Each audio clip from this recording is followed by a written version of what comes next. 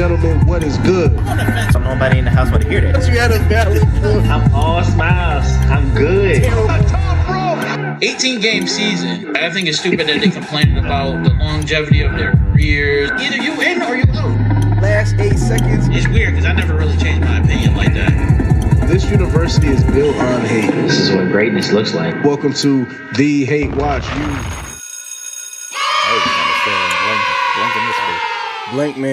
Blank man. All right. Welcome to the Hate Watch You, where we love to hate but don't hate the love. It is your boy, your guy, Mr. Trey. I don't even do this as an intro. This is crazy. Yeah. What's going on? I'm with Dame. I'm with Devontae. What's going on, man? What's going on, fellas? What up, everybody? Bienvenidos, todo bien. Ya tú sabes la vibra. We couldn't. This is like every two. We couldn't dodge it. I know. I gotta. We couldn't dodge it. Whenever y'all not, they not looking. Bet some badass kid. Like, they not looking. It's my time. Just get the Spanish shit out the way. I'm glad you're feeling better, Dame. Glad you're feeling better, man. I thought about you over the weekend, and I asked a valuable question, and I made sure I did exactly what you said. So appreciate you, brother. Glad you're doing better, and you're not fucking tearing open a can with a goddamn knife like a rabid animal. Yo, that shit was some jail shit. That shit was crazy. Okay, now I have to show the people. It was actually wild in hindsight. Yeah, let me that find shit looked like if Wreck-It Ralph took a bite out of a can or some shit like that. That shit looked wild. I'm gonna find it. All right, so I had a fever last week for the viewers and listeners, and the I have it pulled up, but the soup can, the top of it just wasn't like the tab had came off. Oh, that's and cool, I was like, well, I will not be defeated. So I was like, nah. So yeah. I cut it open like a Viking, crazy. Dead in the middle. Did you stab it on the side? Like, how did you do that? I did. I got some sharp knives. So you got Cutcos. They sold you some Cutcos? Yeah. Nigga, that is insane, bro, to cut into a can like that. I'm glad you feel better though. I hate having that type of sickness. That shit ain't right. Damn, you all my boy. It's okay. I was not gonna be defeated. Clearly defeated, right? Clearly. I ain't never seen nobody stab the side of a can. Usually, we just grab a can opener. Yeah, you just do the top part. Yeah, you can tell he was pissed off. I was. I ain't gonna hold you. That's why I was confused. Like, hold on, this is still a can. It can still be opened by a can opener. I don't know. Nah, I was like, I didn't know where the can opener was. I was like, I will not be defeated. I'm sorry. That's funny. And I wasn't. Chose violence. No, you wasn't. How was your weekend? Outside of that, being sick. Weekend was good. I don't even remember if I did anything. I didn't even do anything this weekend. It was just a chill weekend. I watched the Clash in Italy, WWE pay-per-view, so it's pretty cool, but nothing exciting. It wasn't exciting? Damn. I just had a chill weekend this time. That's all. Okay. All right. How was your weekend, Devontae? It was straight. Friday went to a baseball game. It was pretty cool. Got to celebrate a birthday. Mm-hmm. I'll let you handle that part. Yes, awesome time. Saturday. Damn. Saturday. I don't know. I lost power Saturday. Thanks to the winds and my neighbor's tree falling down on the power lines. My son was freaking out. And he said, "Daddy, does that mean we have to move?" And I'm like, "Nah, bro, chill. Like we good. We just gonna go out and go to a restaurant." He was like, "Yeah, but then we won't have nowhere to live." And I was like, "Bro, it's just power. Like, you're all set, my boy." So we went out. We went to the meat market. Then right after that, we went to let them play at the Playscape at this Burger King close by. And right when I get there, they say your power's been restored. And I was like, man, fuck that. We staying out. Sunday, I ain't do shit. I set up my tent for my camping trip for this weekend. That was Yeah. really it. That sounds eventful. And it's the same neighbor, so I mean, Yeah. I don't know what kind of luck they got, but Nah, yeah, they in the trenches. that's what they get. Nah, I shouldn't say that. That's fucked up. I know why you saying it though. That's fucked up. I shouldn't say that. I shouldn't. That poor dog. Yeah, that goddamn poor dog. Yeah, man, that shit ain't right. But anyways, my weekend was good too. I went to the baseball game for Ash's birthday, so we went out there. We saw the Yard Goats. Saw them take it home. She threw out the first pitch. One of the first pitches. Oh gosh, I got some hate for that shit. When I went and booked it, bro. When I booked it, the guy was like, "Yeah, man. Yeah, we'll have her go out and do the first pitch." Nigga, did you know that the first pitch is like 20 first pitches? I did not know that shit, bro. I got there, I thought we was like special and like, okay, she about to throw out the pitch. Mad little kids. There's some YouTube nigga. I got some smoke for him. But all in all, that was good. And then on Saturday we got massages. I made sure I washed my feet. And then what do we do? And then we went to the casino. We went to Hell's Kitchen and had a good time out there, where we finished watching Game 7 on the big DraftKings screen in there. Everybody in there was wishing for OKC's downfall, and it was a beautiful thing. My girl was telling me about the Amanda Serrano fight. But yeah, that was great, and we just had a good time. And then Sunday I didn't do nothing. So weekend was good, week was good. Yeah. Dame. Natural selection from the top rope. Dame changer of the day, sir. What do we have?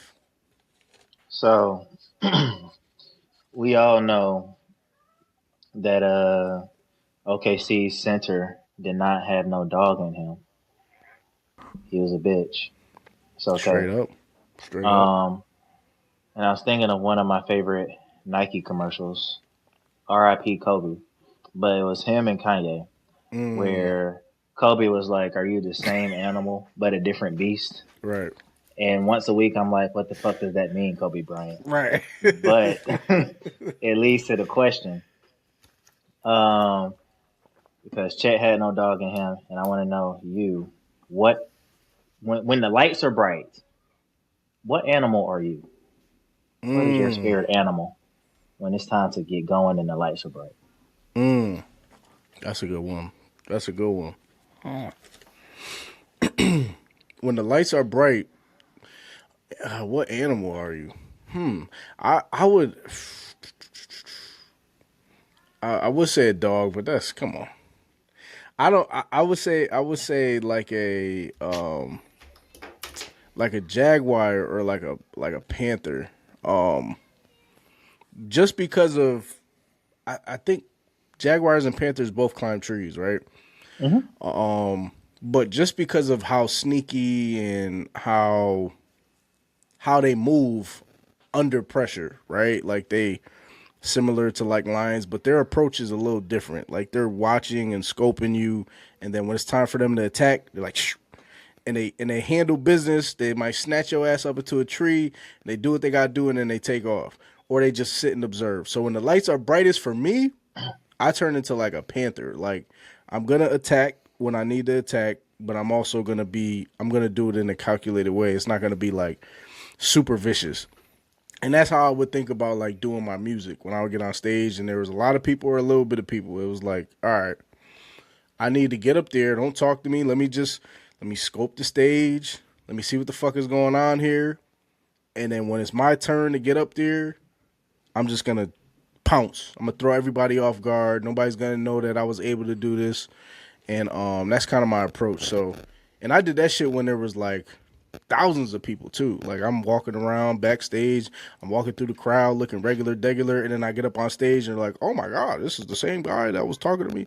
So I would say a panther or a jaguar for sure.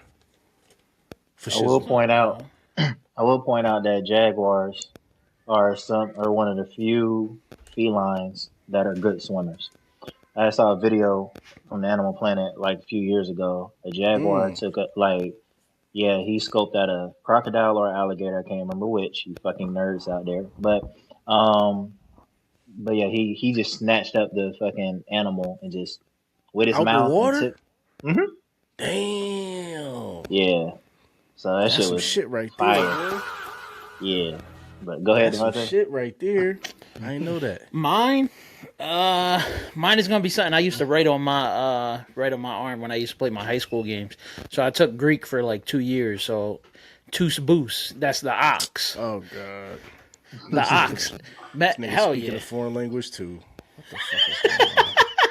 Everybody Nah, speaking foreign languages now. tous bous, my boy. It's the ox. It's strong like an ox.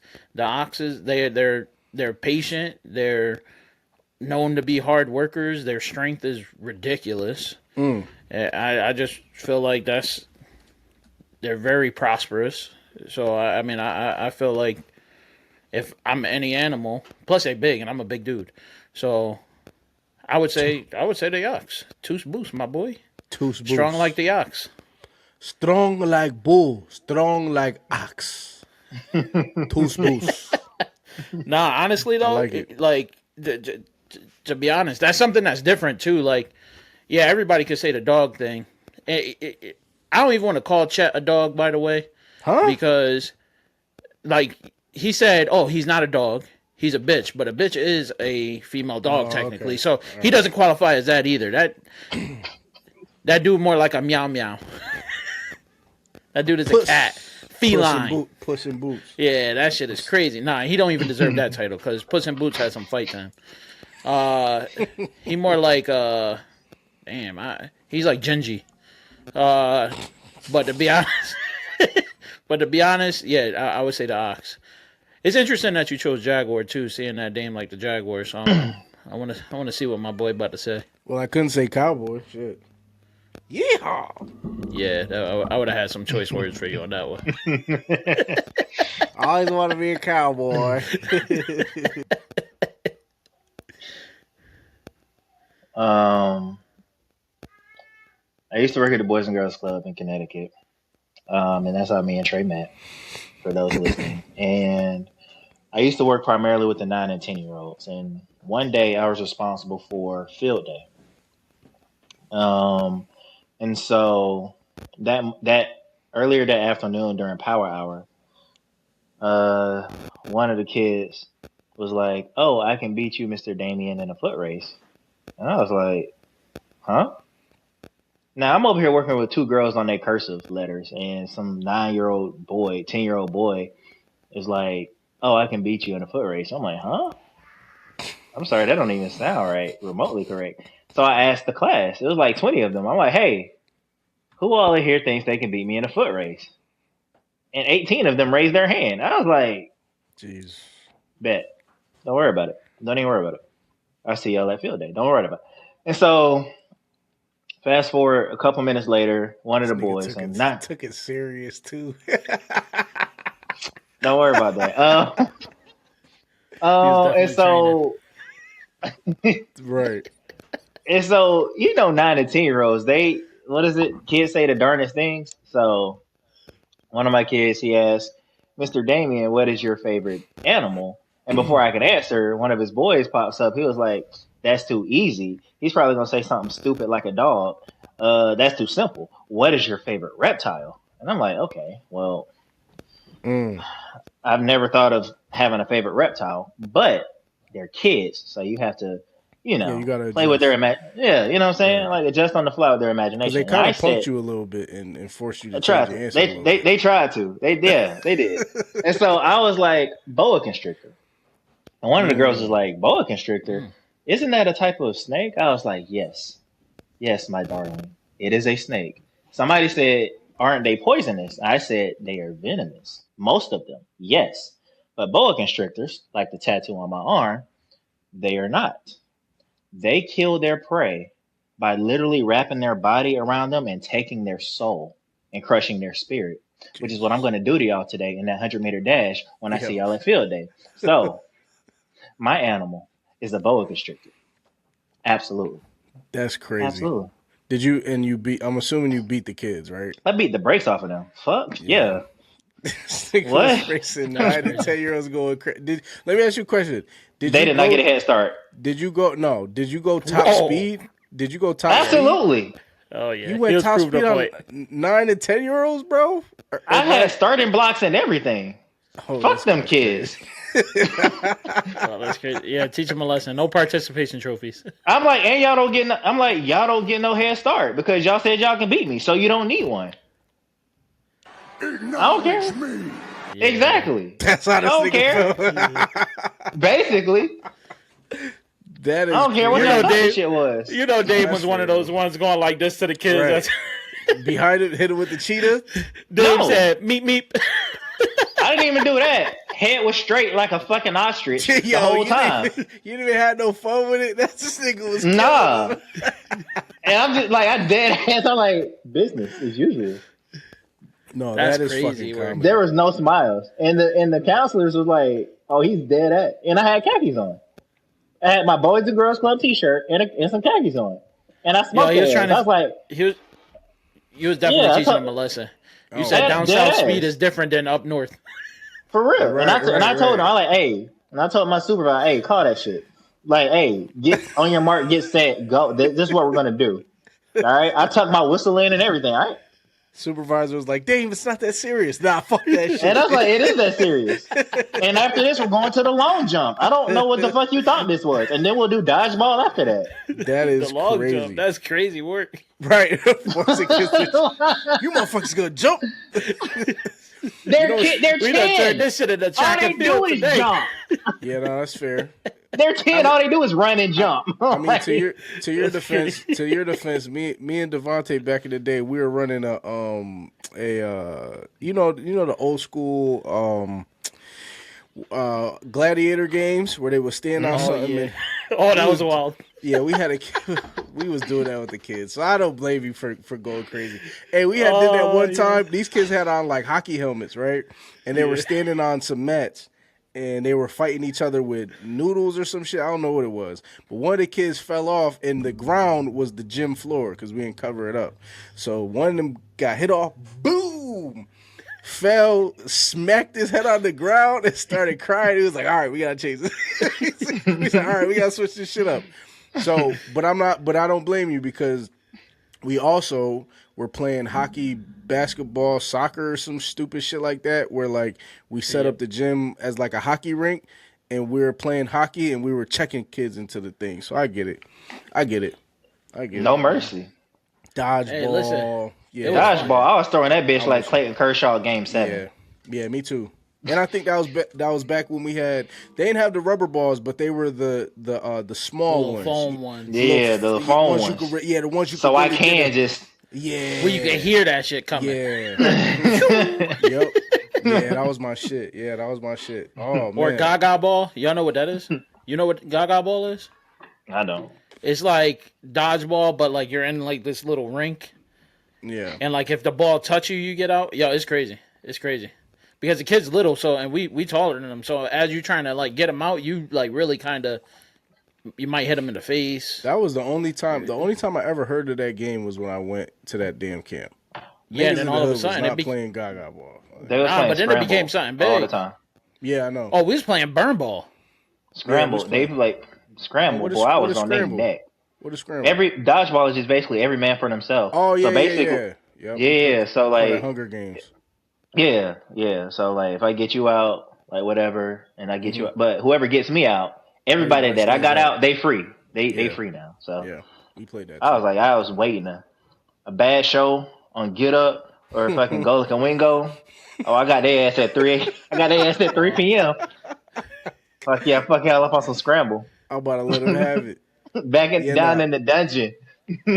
We did that shit in the rain one day. That shit was legendary though, but it was bad. That dodgeball game. Parents was complaining and shit. Why are my kids wet? Yeah, my kid. Yeah, but we was having fun, and the kids like that. They kids. Yeah. They love that shit.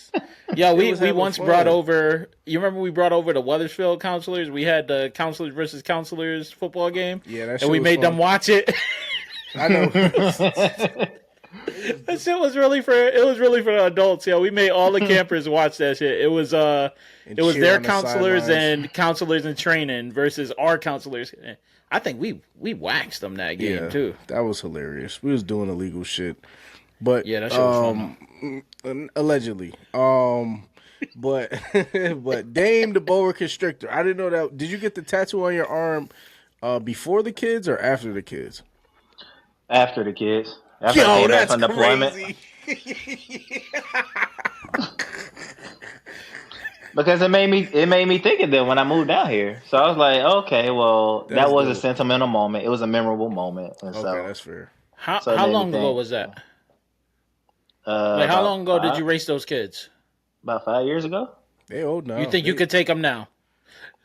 I just told y'all a few weeks ago. I just ran routes on my 13-year-olds last week in Chucks. Yeah, he don't give a fuck at all. I called him trash in front of the assistant principal, and then I hit him with a post pattern. I'm like, who's playing quarterback? Y'all can't guard me.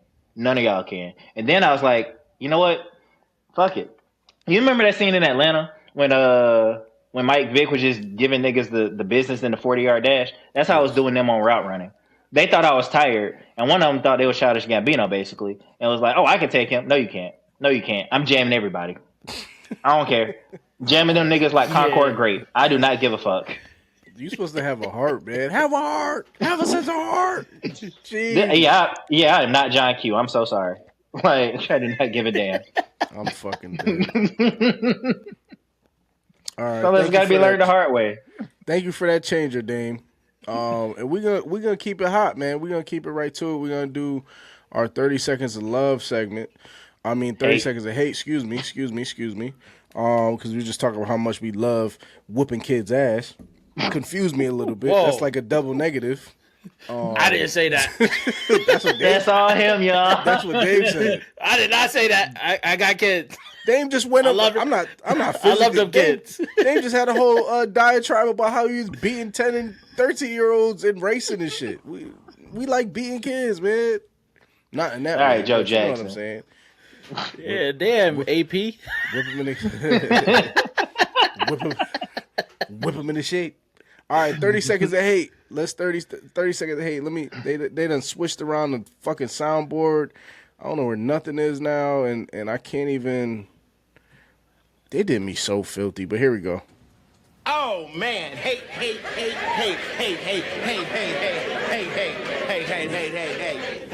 Man, you corny. All right, this is the 30 second hate segment where we give off what we hate, and it is objective without the isms. Who wants to go first? I got you. All right, Devontae, you're up. Here we go. 30 seconds of hate. All right, this goes to something that we were just kind of talking about. Fuck the car industry. Fuck all these little pieces that you have to have. AutoZone, Advanced Auto, O'Reilly's. Even though you got that catchy ass fucking commercial with the fucking song. Bro, this fucking little light bulb breaks on my car like every fucking 5 months or so. And it's $63 for me to fix this shit. My hand's too big to fit in a little fucking hole that they put in there. And it's all plastic pieces around it. I hate those motherfuckers, yo. Like, this shit right here is so annoying. And it's like a little fucking piece that broke. $63 for this shit? Just for me to replace it again? Like, there's no warranties on these bitches? Like, that shit's crazy, bro. And then a windshield wiper. Fucking $25 windshield wiper for one? For one windshield wiper? These motherfuckers don't want me to be safe. That's the conclusion I came to. Because at this point, I'm going to just drive the car around however. I'll fucking get a little broom and just... I'll squeegee the windshield. Bro, this shit is... Nah, bro, this ain't it. Don't do that, man. Don't do that, man. I had to do that one time in the snow. It wasn't right. God damn. Sorry for your pain, brother. I didn't know you were going to show the goddamn bulb on camera. That's funny. Yeah, my arm is all cut up. Fucking metal pieces just fucking shaving my arm down to the white meat. Like, that nah, bro. And for anybody who knows, I'll take it. Listen, I work on my cars, and I know what the fuck I'm doing. That is true. GMC has shitty ass designs. The oil filter is in a fucking terrible spot in the middle of the fucking car where you can't grab it from underneath. You got to get it from on top. Fuck the auto industry, bro. Fuck the auto industry. You got to do what Trump does. I'm not buying a fucking Tesla.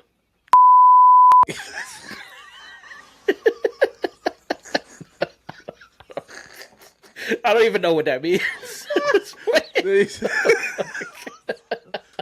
What? Because you said it, grab it by the I don't know. My brain is warped. That was a left field, dog. I don't know where you got that from. No, because you were talking about it's in a weird spot. I don't know. Just trigger something. All right, Dave, you want me to go? You want me to go or you want to go? I'll go, man. I'll go. All right. Here we go. Dame, 30 seconds of hey, the pillars of this illustrious university. Here we go. So I got beef with technology. I can work technology, but that shit just decides to just stop working whenever I need it the most. Like, I be trying to log into my app at work, and then I close it, and then I come back on, then that shit like, oh, you got to sign back in again. Nigga, no, I don't. Okay, whatever. Then I'm trying to hop on the game. Now that shit needs a new update every time. Nigga, I just played this shit yesterday. Now I'm playing fucking CFB 26 today, and I'm just in practice mode, and I'm over here trying to run a crucial 3rd and 2, and this motherfucking lead blocker just decides to play ring around the rosy, duck, duck, goose on my fucking defensive end. Now it's 30. Now it's 4th and 6 and shit. Like, all because I'm trying to run through the A gap. This bitch ass nigga over here talking about some we all fall down. Bitch ass nigga. Fuck technology. It'd be like, are you a running back or a quarterback? I was playing running back. Jeez. Damn. Yeah, my fucking lead blocker just Disappeared. dead ass nigga. Like that Simpsons meme I sent y'all in the chat. Well, we get up. Well, not my running back. He did it. So That happens to the best of us, man. I feel game, your like, pain when- with technology. Yeah. when the game decides I want you to lose, it will definitely tell you it's time to lose. Yeah, It's time to Yeah. lose. The game Yeah, be cheating, bro. You know what's funny about that is that you're absolutely correct, because when the game is like, yo, like, for example, I have a quarterback, and it's like I had to restart the game like 5 times because I threw picks, like 3 picks every game. And it was like, all right, bro, like, ball gets tipped or nobody blocks. And it's like, all right, I see what y'all doing. Y'all know that I keep restarting the game and y'all giving me the same experience. So basically you're like, yo, just play the game or fast forward it. And I fast forwarded, and then everything was good after that. So I feel you on that. Technology is son of a bitch. I've stopped playing video games for a little bit outside of like Mario because, bro, if I'm scoring every fucking drive, I do not expect the computer to score every drive and match it with me, especially if I'm facing a shitty-ass team. That shit don't be making no sense. Score be like 48-48, and this team fucking like 1-5. Come on, bro. Come on. You got Jacoby Brissett at like 400 yards in the third quarter? Nah. Yeah, and you know what's funny is that, like, in Madden and college football, the defense don't play defense. They don't know how to play defense. It don't matter how good your team is, they just don't play that shit. So yeah, I feel y'all niggas on that shit. Or you ever see something where like you get ball or they got ball in the first half, and then all of a sudden you get to halftime, you're like, yo, I'm supposed to get ball, and they get ball again, and you're like, yo, wait, what the fuck just happened? Or You ever play? Yeah. Go ahead, Dave. No, I'm saying, you ever played a gauntlet mode in Madden or CFB? Yeah. In the mini games. Yeah, so I was playing the gauntlet, and I was trying to be my high scorer. And you know how they give you extra lives, like bonus lives or whatever? You can earn bonus lives. Okay, that shit happened to me. I'm like, all right, cool, whatever. And I'm cruising through it.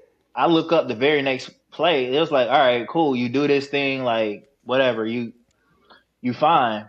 But that shit said I lost a life. I'm like, I'm sorry, what? And I thought it was just a fluke. Maybe I'm tripping because I'm tunnel vision. That shit happened 3 times. I was like, yeah. Yeah, they don't want you to break that shit. Exactly, yeah, y'all niggas playing. And then they always wait until I have 1 life left, and they give me the skill that they know I'm the weakest at because I don't practice that shit. Yep. Or it's a boss battle, and I'm like, all right, this good run, fellas. Time to go to work. I've never actually beat one of those because I think I just get to the point where I'm like, all right, these niggas is cheating. Like it's evident and it's clear that they're choosing to cheat. And you gotta remember, the game is computer controlled, so it's like one of the biggest problems I had, and then I'll do my 30 seconds, was just, bro, if I'm trying to throw the ball over him, how is the ball underthrown? If I'm throwing it over him, how is it underthrown every time? Or like a line, I'll be running from the tight end position, have them run a fly, and the linebacker is able to swat the ball. I'm like, yo, dog, this shit should be way in front of him. Like, I be putting that shit down, bro. They still haven't fixed that dumbass fucking glitch. But all right, let me give you my 30 seconds and then we'll start the show. So, excuse me, sorry. All right, so my 30 seconds goes to these dates. February 7th, May 10th, May 7th, March 8th, June 9th, April 8th, and January 2nd. No, these are not travel dates. No, these are not dates that I'm taking off work. These are the 7 games of Chet Holmgren. And I don't know if anybody realizes that in all these dates, nothing exceeded 10. And in game 7, he took 2 shots. So it was very hard for me to sit there and be like, well, this doesn't make sense. But then I had to put it in date form. Like, you shot 2 for 7, you shot 5 of 10, that's great. You shot fucking 5 of 7, but he never took over 10 shots. And they're going to pay him millions of dollars. I would ship him to China, like, if it was me. And it's not even my team, so it's really not a hateful take, but it just puts it in a perspective of you are only as good as your competition. And when your competition rises and you cannot compete to the level of your competition, you are ass, sir, to the point where your leader doesn't even know how to fucking describe you. He doesn't even know how to get you going. And you're gonna make $40 million next year off a 5-year, $235 million extension in Oklahoma City. That shit is crazy. It's crazy. Let's start the show, though. Let's start the show. Ridiculous, bro. I don't even understand. I don't understand how, yeah. I got some real smoke for him. Not right now, but, this is warming up smoke. That was proper. I would like to apologize to my 2 co-hosts because my level of hate did not fit the syllabus and the criteria for this illustrious university. Devontae brought the passion. Trey brought the research. Yeah. I guess I used a lot of my hate up last week on these niggas. So, that's one. That's one in the jar. That's the nigga jar. That's one in the jar. We gonna get to that in a second too. God damn. Today I was more educated with my hate because it's not, I can't really get super mad because it's not my team, but it's just like, come on, bro. Like, and he's, yeah. But anyways, let's do a couple What the Tucks, and then we'll get to our NBA and NFL because there was big news with the NBA and the NFL. Yeah. But first, What the Tuck situation. This is just basically asking you guys, how would you feel if you are the recipient of this gentleman who is boxing? So his name is Anil. This shit's so ghetto I can't pronounce it. Shaqui Foster just threw Raymond Ford out the ring. Here we go. The front foot battle is key as Shaqui throws him out of the ring. And this will be a very let me read that shit back. The front foot battle is key as Shaqui throws him out of the ring.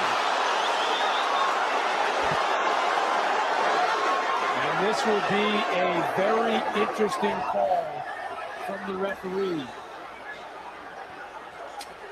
Raymond Ford does have time if he's on his feet, headed back to the front foot battle is key. All right, let me ask you a question. Did you guys see the gentleman in the chair? Nah. I didn't catch that. Y'all didn't see the gentleman? All right, let me play it back for y'all real quick. Because that's not the question I was supposed to ask, but it just made me want to ask it. Look at this, though. Look at the gentleman in the chair when he gets thrown out the ring.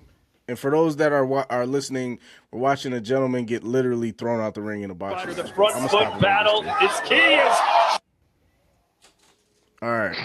We see the gentleman in the chair, right?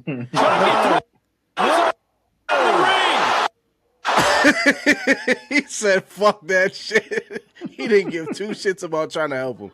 How would you gentlemen feel if you were the boxer Raymond Foster that got thrown out the ring? Oh, I'm whooping his ass when I get back in. I'm whooping his ass when I get back in. I don't care if the bell go off or not. That's crazy. I mean, if you were really about whooping his ass, you would have been thrown out of the ring in the first place. That is Where true. ass whooping is actually encouraged. That's true. I don't think nobody would expect that though. If I'm the ref, or even if I'm the fucking commentator, oh Shaq just turned into like a oh shit type of moment. And secondly, first of all, I want to mention something about that. You knew there was gonna be some fuck shit because I saw O'Reilly's name on that fucking ring. Fuck O'Reilly's.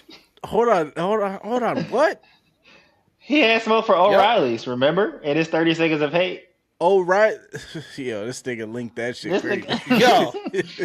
I'm pissed off, bro. I'm fucking hot. No light bulb has ever taken me that fucking long to change. The fact that I got cut doing this shit, like my car caused physical harm to me. Oh, bro. If I need that shit to transport back and forth to work, I would have put hands on that shit. So O'Shaq won the fight too, by the way. That's crazy. But the person who got thrown out the ring, he was a New Jersey native. So I'm doing a little bit more research, and this was a Shakur Stevens fight. Shakur Stevenson fighter, and this was in New Jersey. And the dude who got thrown out the ring was indeed from New Jersey, and O'Shaq was not.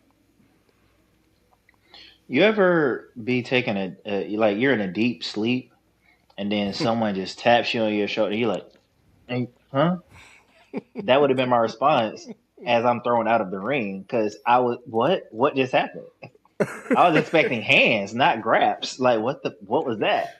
So, what day was this? Was this the same day as the WWE Italy? Because this motherfucker might have been in the wrong sport that day. Yeah, bro. I think this was over the weekend though. This was Okay. This was May 31st, Sunday, so Saturday night. Am I right, Dave? No. Sunday. It was Saturday. Sunday. It was Saturday night. Oh, okay. And He was just preparing for what he was about to watch. That was his WWE debut.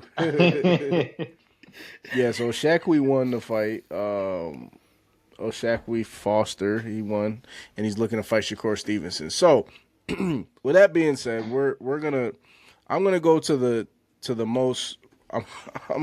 most highly anticipated one at the end. This other what the tuck moment. You guys ever heard of the red pill community or the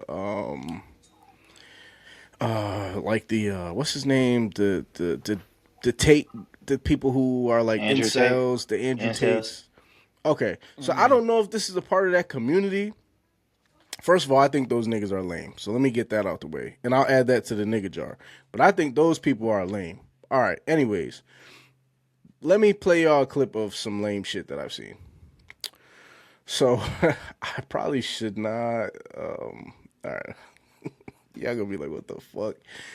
All right, so this video I'm going to show you guys is of a couple people at a Comic-Con, Famicon, and it's a bunch of men, and I think this is in America too, a bunch of men that are drinking. This is not in America.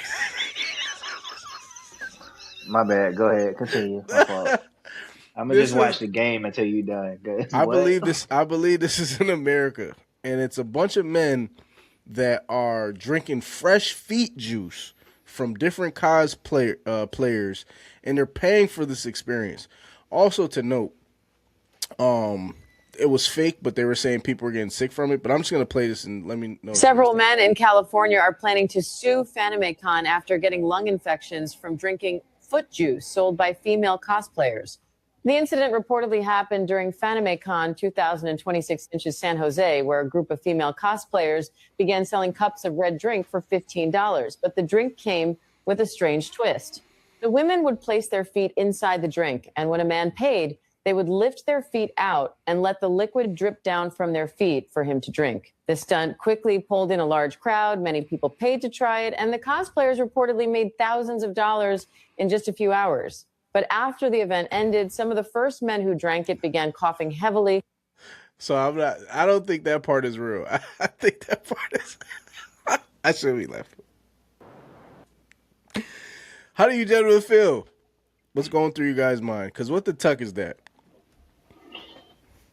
So, I was going back and forth between Dame Changer questions, and the alternative was going to be something along the lines of like this tweet that I had saw where there needs to be something right below the registry list, like you didn't do anything wrong, but we need to be informed when people like you come into the neighborhood.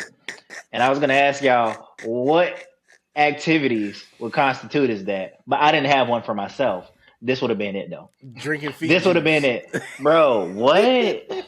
All y'all foot fetish motherfuckers, y'all belong on a list. That belongs on the list, bro. I need to be informed when people like you, nut ass nigga, come into my neighborhood. That's 3 for the jar, I think, so far. But whatever. I don't care. It was worth it. The first one was not. This one was worth it. Being in the jar. You don't feel like that's an experience if you're if you're interested in fit? What? Okay, so remember, you saw you saw the visual reaction I had for dirty ass feet in the group chat last week. Yes, I did. So absolutely not. They dipping them bitches in Gatorade, yo. Man, that's that blue Hawaiian juice, but that's blue Hawaiian punch. That was blue Hawaiian punch. Which lets me That's know blue Hawaiian because punch? that's what it looked like to me. It was blue. That's what it looked like to me. And Hawaiian punch don't even get cold, even with ice in it. So that's how I know y'all niggas nasty as hell. Alright, bro. Yeah, I already know what the next what the tuck is. So I already know what the next what the tuck is too. So I'm just warming up for that one actually. That shit just got me going, bro. Fuck, what the fuck? Damn, I mean, what the tuck? My bad. The next what the tuck is, yo. Yeah, I don't know what you. Yeah, It's what only did Kendrick because say? That they some fans? Yeah. Yeah. We'll leave it at that. That's bro.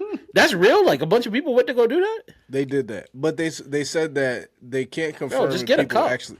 They said people can't actually get sick. Like they don't know if people actually got sick, but they know that the event happened. Yeah. You know how many people feet be peeling and shit? Like, bro, you got a little extra, little skinning and shit. Hell no, yo, that's nasty as fuck. But I mean, people that are into anime, like this. First thing. of all, you see your favorite anime character, quote unquote, and they got their feet. Hold on. They want some feet. Hold on. No. That's two different fetishes because. I ain't never seen no anime. Special, nigga. What you talking about?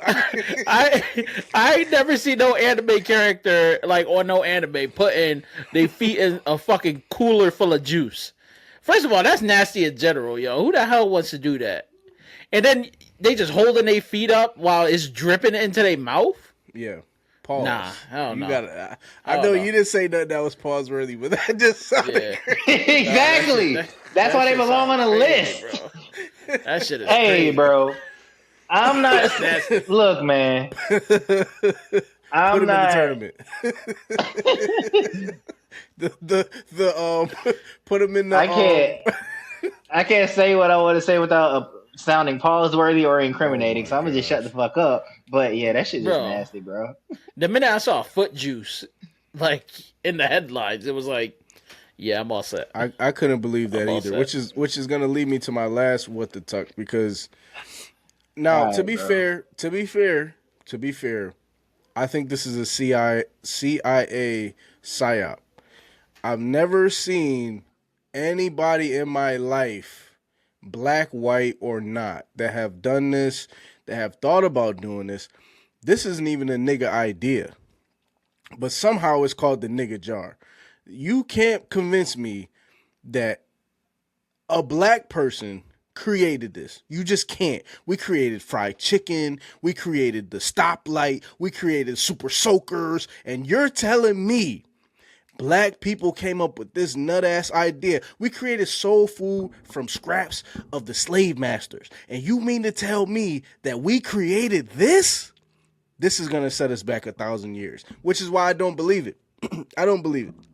And before I even play it, you got white kids talking like black kids when they eat the fucking pineapple. This shit good. Like, yo, this is a psyop, bro. This is so when people see it that watch Fox News, they can be like, yes, those are and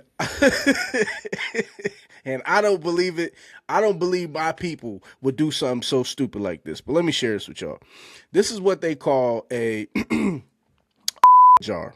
I'm going to have to bleep that just simply because it's the description and it's racist. But the most important part is this. Most important part is they're trying to convince me and they're trying to convince y'all that black people pour some pineapples into a cup. They put the pineapple juice in the cup. They put Kool-Aid packets in the cup. I don't even know niggas that drink Kool-Aid no more. Like, I think we even advanced past Kool-Aid, seeing Kool-Aid packets. You just show up and have Kool-Aid. I've never seen a Kool-Aid packet since I got old enough to see one. They put that in the juice, and then they put the Kool-Aid with the pineapple juice in the pickle jar, in the pineapple jar, and then they fucking sell it. And it's like it has like 1,000. It's like plus 1,000 in sugar. All right, let me play it. This is ridiculous, bro. This got me heated out of nowhere. Here we go.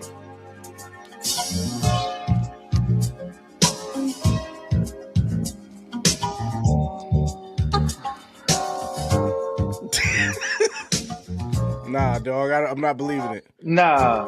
I'm not believing it, bro. I'm not believing it. It's not. That's not what I'm saying. And then you the song, exactly. Nah, y'all got Frankie Beverly and Mace playing on some Kool-Aid pickle jar shit. Nah. This is a psyop. Hey, out of respect for Frankie Beverly and Mace, I'm muting it. This is a psyop. This is.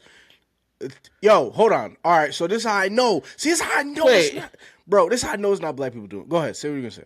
The first hand, go back a little bit. This is white. Yeah. And the caption says nigga jar. So I'm conflicted because that's crazy. I don't know how to get away with this. But look at this. And first of all, if you ever make Kool-Aid, the one thing you don't have on is gloves. So get the fuck out of here.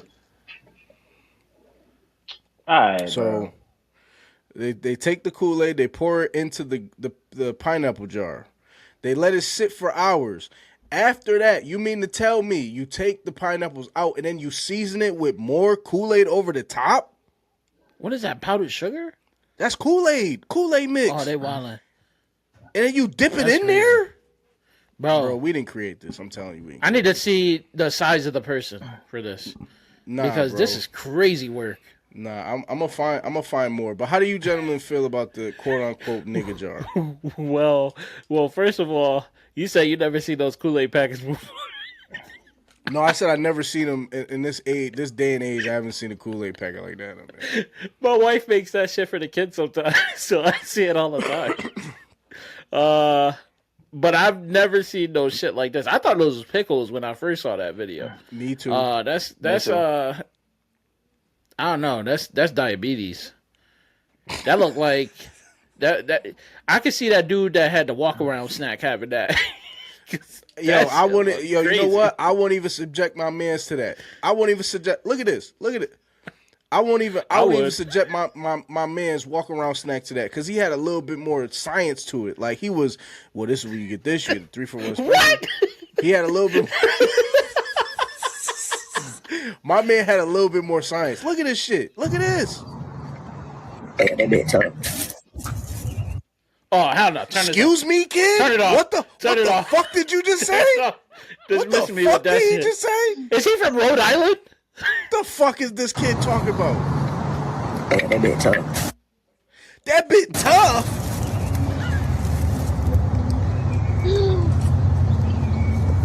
That big guy. Oh, yeah. Appreciate you, buddy. Yes, sir. I just realized he's trying to say that bit gas. Yes. Gas is what he was trying to say. Because the first 18 times I watched this, I've been that bit like gas. that. What? Yes. I'm telling you, bro. So he's trying to say it was gas. Got it. My problem is that while I was looking at that, because it pissed me off hearing the music, I had to go back and look at the lyrics to the song, and it starts off by saying, "Can't understand why we treat each other in this way, taking up time with the silly, silly games we play. We've got our love, and no matter how it's said or done, we are one." I don't understand. Of all the classic cookout songs, that's the one you chose for this. You're right. This is a psyop. I won't believe nothing less. They're on a 20-0 run. This is crazy. Look at this. Look at this, bro. Like this. Stop, bro. Right? Hold on. We want to preference it. She just said I'm from Florida, so that one's done. Yeah, that's fair. Wait, what part? No, Jacksonville. Because it does matter. It does matter. What part?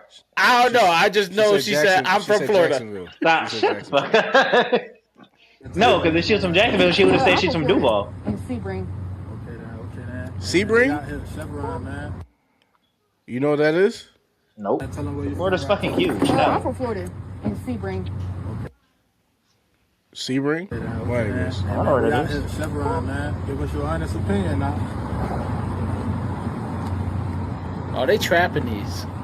Oh my God. They trapping these like this a new drug. Did y'all hear what she said? Yo, I can't. Right. This Where? is like opioids. This is like opioids, What'd she say? Right? Oh, that's Listen crazy. Listen to it. This is like an opioid epidemic, and they just selling it to white people because this is ridiculous. All right, hold on. Look at this. Oh my God. Try that juice. Oh my God. 1 out of 10. 20. Let the camera know, man. That bit 20. That bit good. Yo, South Florida. I just looked it up. South Florida. So that makes sense. She better had bought that entire jar because the fact that she bit that shit and it dropped back in there on top of that, nah, bro. Nah, I see what's going on. You know what? I see what's going on. He was on some freaky shit too. He said, "Yo, sip that bitch." You know what? Now that I think about it, I'm not as opposed. I'm not as opposed as I once was. Here's another video of this. That watermelon looking live.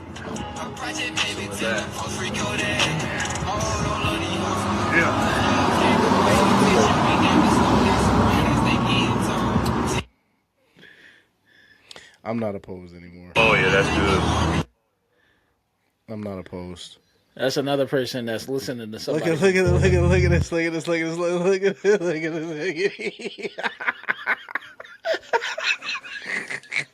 I see what the community is doing. We treated shit like when it first dropped. When that shit first got dropped off into communities, I'm not as bad. Look at this. I'm gonna mute the sound. Actually, never mind. You like it? Nice. Thank you. That's good. Thank you. Why y'all got Mr. Jimbo Bob from accounting trying this shit, bro? Stop it. Crazy, I was about to say this nigga gonna shit. He's gonna fucking bro. He eat that. Take that man to urgent care immediately. No. Yo, That's I don't nasty, know what's going on, yo. That big guy. Oh my gosh, bro. That bit tough. Oh man. That kid definitely from Rhode Island. I know. That's why I'm laughing. I'm like, why are you talking like that? People from Rhode Island don't have no accents at all. I know. That's why I'm like, why are you talking like that, bro? Like, I don't even think there's a country part of Rhode Island. Like, that shit's so tiny, bro. Like, I've been to both Providence and Newport. That shit is nice as fuck. Like, why are you talking like that, bro? I know this isn't a viral show, but I'm sorry, I gotta play this, and then we'll do the actual show. I have to play this because so I'm gonna preface this by saying I never seen this before. Like, literally, this is my first time seeing it with y'all. Look at this, though. We're gonna watch together as a crew. What's up? Ain't you DOG Studio? Yeah. Y'all, she came to get her ATM bowl. She brought her own chips. And what's that you got? I got gloves. You ready to eat? Hell yeah. We finna dig in. I ain't finna eat with my fingers. So what's bowl? Behind you, what you mean? Baby, y'all ain't never seen a spicy bowl in the toilet, baby. This is a toilet bowl. Go ahead. My girl got the gloves down and dirty with the chips. Come on. Ooh. I'm talking about loaded. I'm talking about in it. Get out of it.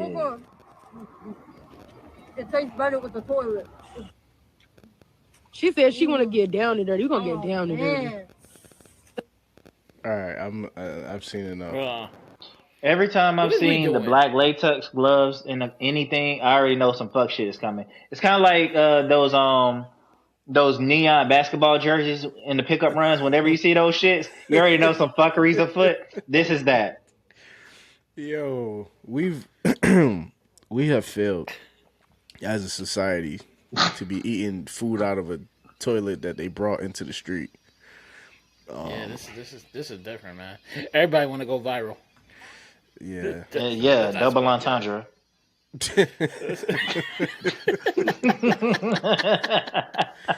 Yo, I guess it'll be bacterial in this case. I don't fucking know, but damn, that's ass. No pun intended. That was, bro.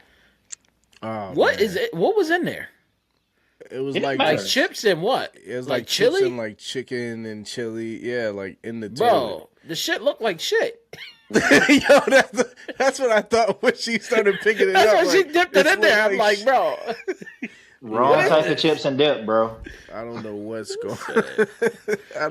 going on. Yeah. All right. So I'm glad I grew up when I grew up because this shit be crazy, bro. We don't have to go These through new this kids bullshit. be on some other shit. All right, let's start the show, gentlemen. That big gas. That big guy. That big guy. He couldn't fish the whole shit. That big guy. All right, so we're gonna officially dive into our. Hold on, I blame Little Pump for this shit. No, yeah, it was in the background playing Kodak and shit. I don't care. I blame Little Kodak Pump makes with sense because they from Florida. Yo, Jesus, bro, that was terrible. Kodak makes sense if they from Florida. So, but Connor, that's what I was saying. I don't know what the hell. I don't know what the hell he listened to. It looked like he came fresh off a fucking baseball game. That's what I was saying, bro. Like a fucking doubleheader. That big guy. Yeah, I don't know what's going on with our young people, but they're all fucked up. Anyways, you know he be yelling at his mom. Yeah, he went right back. Mom, I'm shooting a video. I want these fucking pineapples, Mom. Jesus, bro. All right, so excuse me. A lot has happened since we last jumped on. We officially have an NBA Finals matchup between the Knicks and the San Antonio Spurs. I don't know who thought it was going to be OKC. I don't think any of us chose OKC when we did our last. We didn't, right? No. One person chose the Cavs, but that person is no longer viewing the same. Also, speaking of the Cavs, for those who don't know, Donovan Mitchell will forever be on my list of he don't give a fuck about nothing because he was in Connecticut at a goddamn concert fresh off of losing in the NBA Finals. I don't know. He's enjoying his life, but that doesn't sit right with me. Because he doesn't want to play for the Cavs. He'd rather come clear. He went from one place to another. I know he's from Connecticut, so it's a little different, but NBA Finals, we have the Knicks and San Antonio Spurs. But before we cover that and give our predictions, we kind of want to talk about Game 7 because we didn't get a chance to talk about Game 7. So you gentlemen saw it. For those people who didn't see Game 7, San Antonio Spurs beat OKC. The stat line for Shai Gilgeous was 35. Everyone else was ass. No one else really contributed to the experience outside of SGA. And that kind of leads me to some of these clips, right? So I want to play this quick clip, and then I want you guys to kind of tell me, give me your opinions about Game 7. So this is a clip about Shai Gilgeous talking about Chet Holmgren and just about the experience that he had during the playoffs. So here we go. This will be the last one. How he needs to approach the offseason so that doesn't happen again. So the question was, how does Chet need to approach the offseason so that doesn't happen again? This is SGA's response. No, I haven't talked to Chet about that. I don't. I won't. I also don't feel like I need to. Like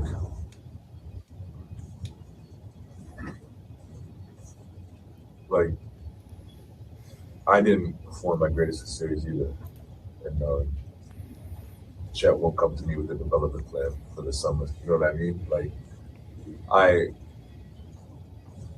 Like Chet knows how much I care about this game and want to be the best version of myself as a man out there on the floor. And I know how much Chet loves this game and wants to be the best version of himself out there, on the floor. And sometimes it doesn't go that way. Like, you're just not the best version of yourself for whatever reason it is. And all you can do is, use that experience to get better. And which is what I've done in my career, which is what Chet's done in his career, and which I have no doubt he'll continue to do. And then So how do we feel about OKC's Game 7 performance? How do we feel about Chet Holmgren? Gentlemen. Chet put up 4 shots in Game 7. Mm-hmm. I put up more shots than that on Cinco de Mayo. Shit is pitiful. Shit is horrible. Shit is basura. That's what it is. Hey, France, Canada, good luck in the gold medal game in the next Olympics. That's pretty much what I took from that, because it won't be these niggas if this is the lineup of big men that we got to go up with for USA. Chet being one of the finalists, nah, I'm cool. I'm cool on that. And Wemby's going to be looking for revenge for losing to America in the last gold medal game anyway, and the fucking Avengers won't be there. Bron, KD, Steph, they not going to be there, so play Bam all 40 minutes, my nigga. Who? Bam. Bam. That's how bad it is. You see what I'm saying? Bam shouldn't even make the team, if you ask me. I'm with you. I hear you, but that's how bad this situation is. We got to depend on Bam Adebayo and Chet Holmgren and Joel Embiid, but whatever, right? So, yeah, nasty work.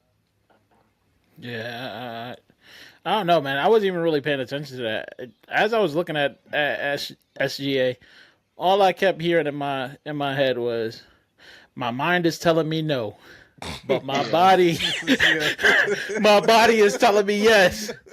Baby, I don't want to hurt nobody. But there's something I must confess. Chet is ass. You know he wanted to say that shit out loud. That's all I kept hearing in my head. I had to look up the fucking lyrics real quick. And I was like, yo, I can see him saying this shit. The body language was terrible.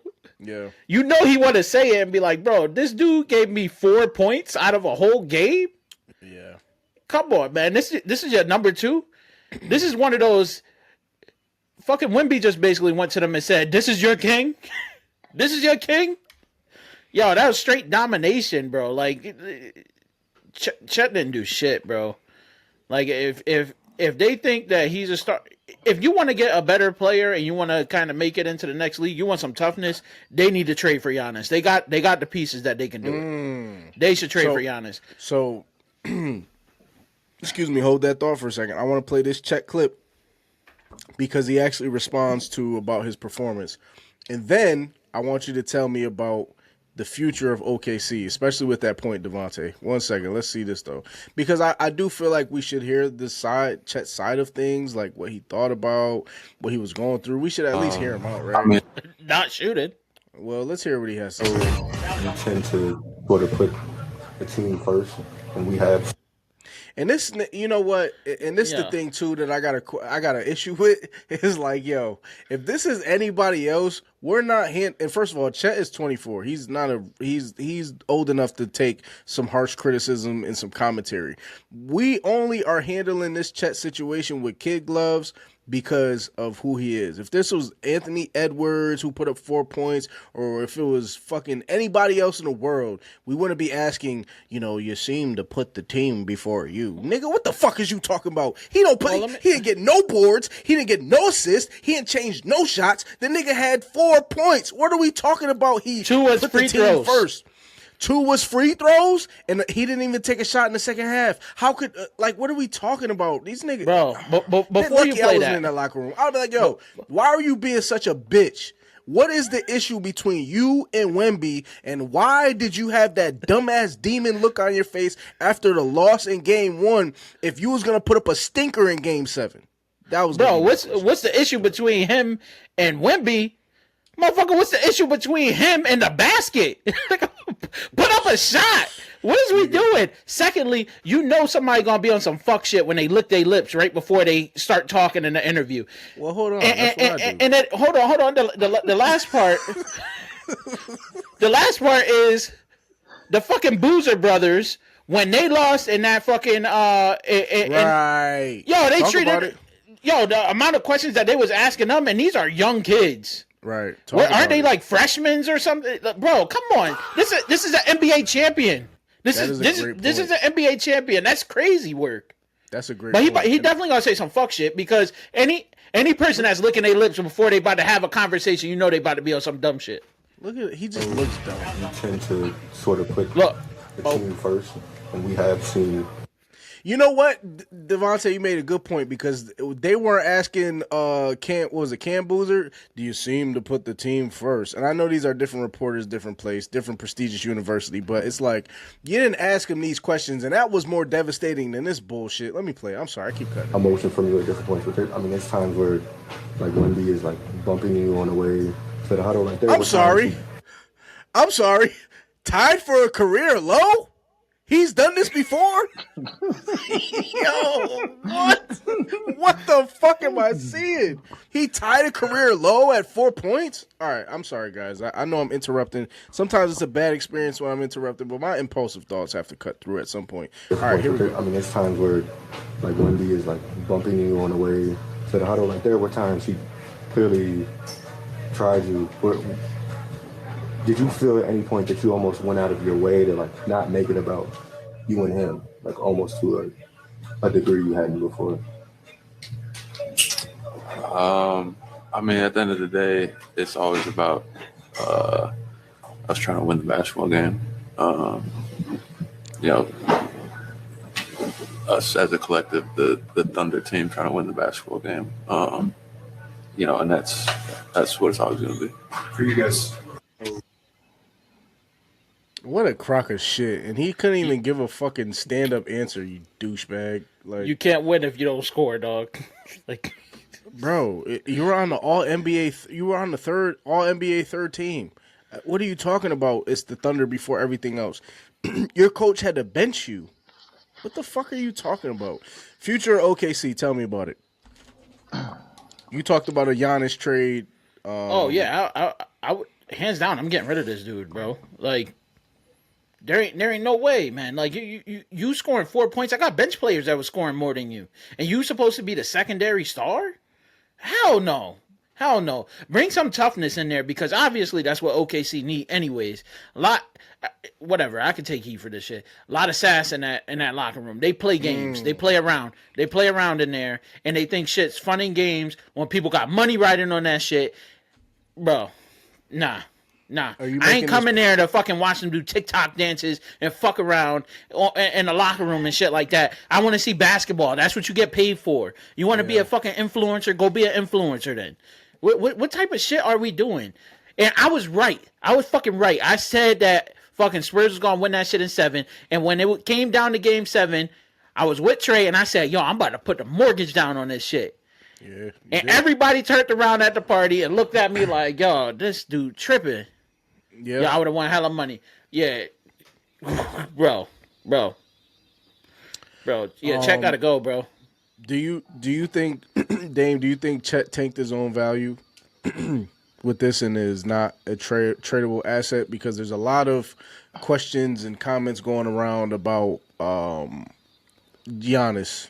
Trying to set up a package to send him to Milwaukee and get Giannis along with some other things. So do you think this move, or they were talking about trading him to trade up in the draft to get Cam Boozer and all this other thing. So how do you feel about the future of OKC and where they can go from here? Chet Holmgren's game is like that Hey Arnold character that he looks like. Stinky. All right, that's what the fuck he is, bro. It just, oh my gosh, It's just not good. Oh my Yes, god. I'm That's sorry. funny It's as fuck. just I'm sorry. It's just not good to look at, bro. Holy shit. Um, whew. I think that OKC, because they got like 82 draft picks at this point, they should do what the Indiana Fever just did and put that nigga on noticing watch. Like, yeah, Yeah. we're about to draft your replacement. So whoever that might be, Boozer twin, some European. Actually, you should draft a European. I know one of the Boozer twins is better, but they probably won't be on the board by the time they get to him. So get a European, because that's gonna spook him. Because clearly that's what fucking spooked him this first time. A European, all up in his grill. Like the fuck, bruv, right? And that nigga went to Gonzaga anyway. He softer than cotton now. You know So what? You know what? And I think about that too. I don't want to call him a front runner, but I would like to say he doesn't really come from a get it out the mud program. Like even where is he from initially? I can look it up, but I know he went to Gonzaga. It's like Washington or some shit like that. Like he went to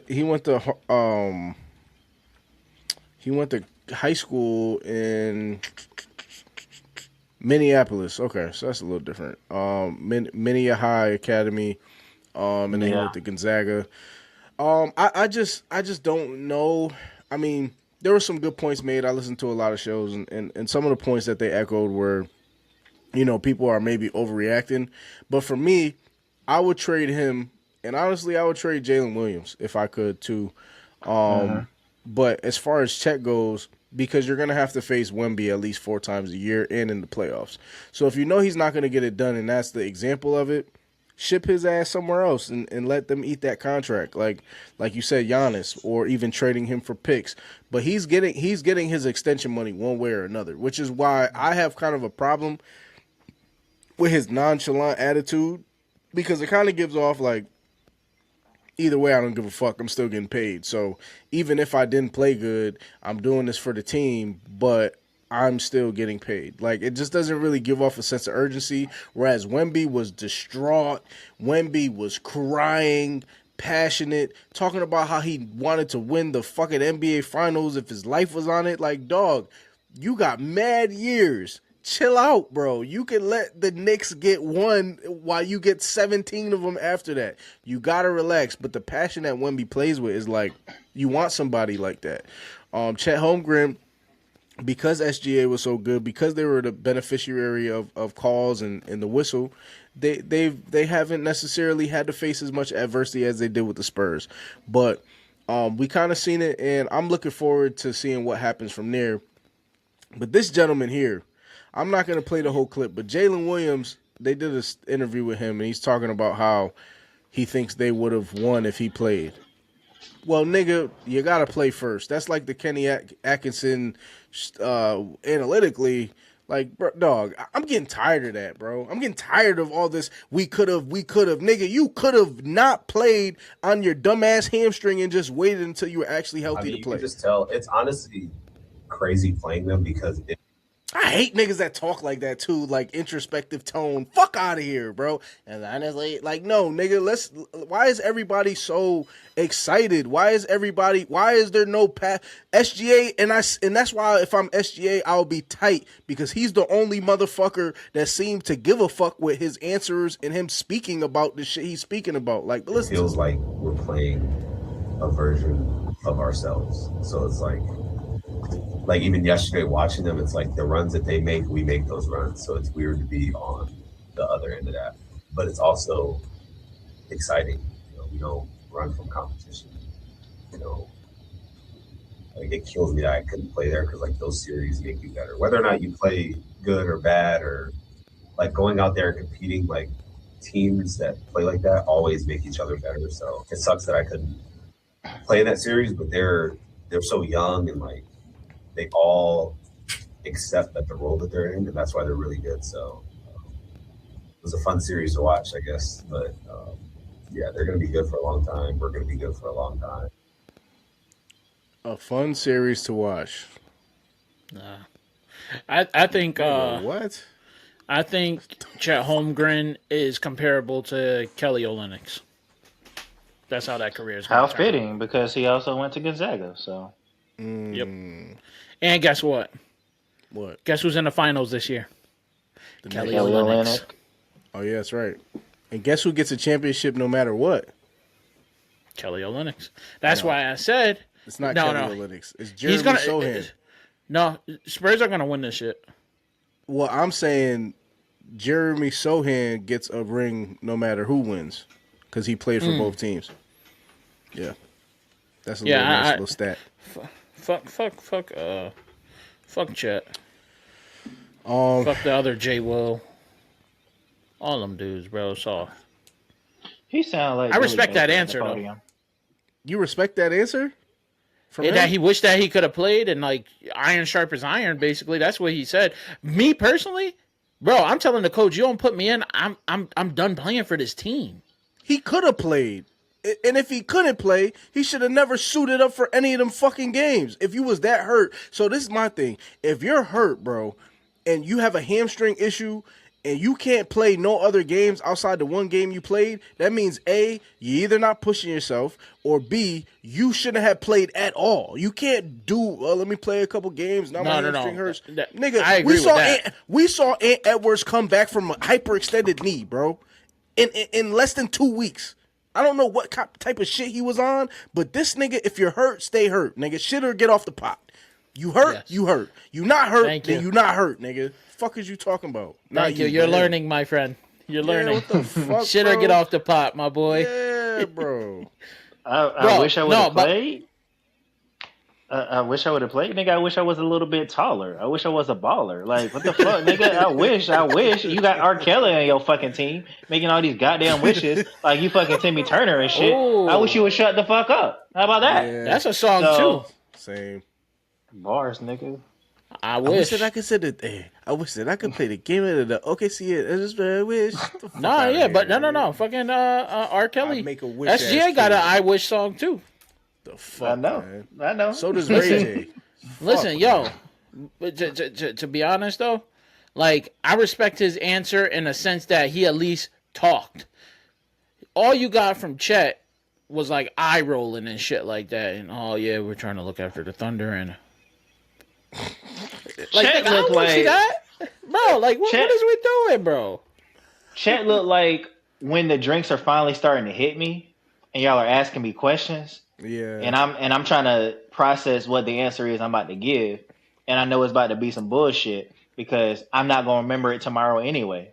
Right. That's how he looked in the camera. Like, what you want to do after this? Shit, that's how the fuck he looked in the camera, bro. Like, Jalen Williams had all the introspection because the nigga didn't play. So of course, because he sound like Billy Baker. Of course he does. Like, what, nigga? He give me some of that. He give me some of that Tiger Woods response. I hate this nigga, He give me a little bit of that Tiger Woods, man. Must be something in the water. To be honest, though, that game 7 wasn't even close. To me, there was a bunch of runs. They just kept coming back, like little by little. But there was a bunch of times that Spurs was up by like 11. Like, and then that shit was they said for like, his life. Yeah, like, yo, hold on. Oh, we are playing ourselves. Then why did you lose by like 30 points in this game 6? Yo, see, and that's why when people have enough time to sit and talk, it's frustrating because it's like, yo, dog, you feel like you're playing a version of yourselves. Y'all won one championship. It's not like y'all niggas went on a Golden State run and you could sit there and be introspective like, yeah, yo. Like if Golden State said that, that makes sense because we've seen it enough times. Y'all had one run and y'all beat the Pacers in a game 7 where Tyrese Halliburton tore his ACL. So we don't even know what the expectation, what the actual game would be like if he played. First of all. Second of all, the Pacers took y'all to game 7. The Pacers, who the fuck was on the Pacers? Yeah, so it's just, go ahead. They need to get rid of Chet, bring in Yaxel. Yaxel Lindenberg. That would that's my dog. be a good. Bring in Yaxel because that'll give you some toughness. Yeah, that's what they Didn't need. I don't care enough about this to fact check and verify, but when Gonzaga lost in the championship game a few years ago to Baylor, wasn't it against? Wasn't Chet Holmgren on the team?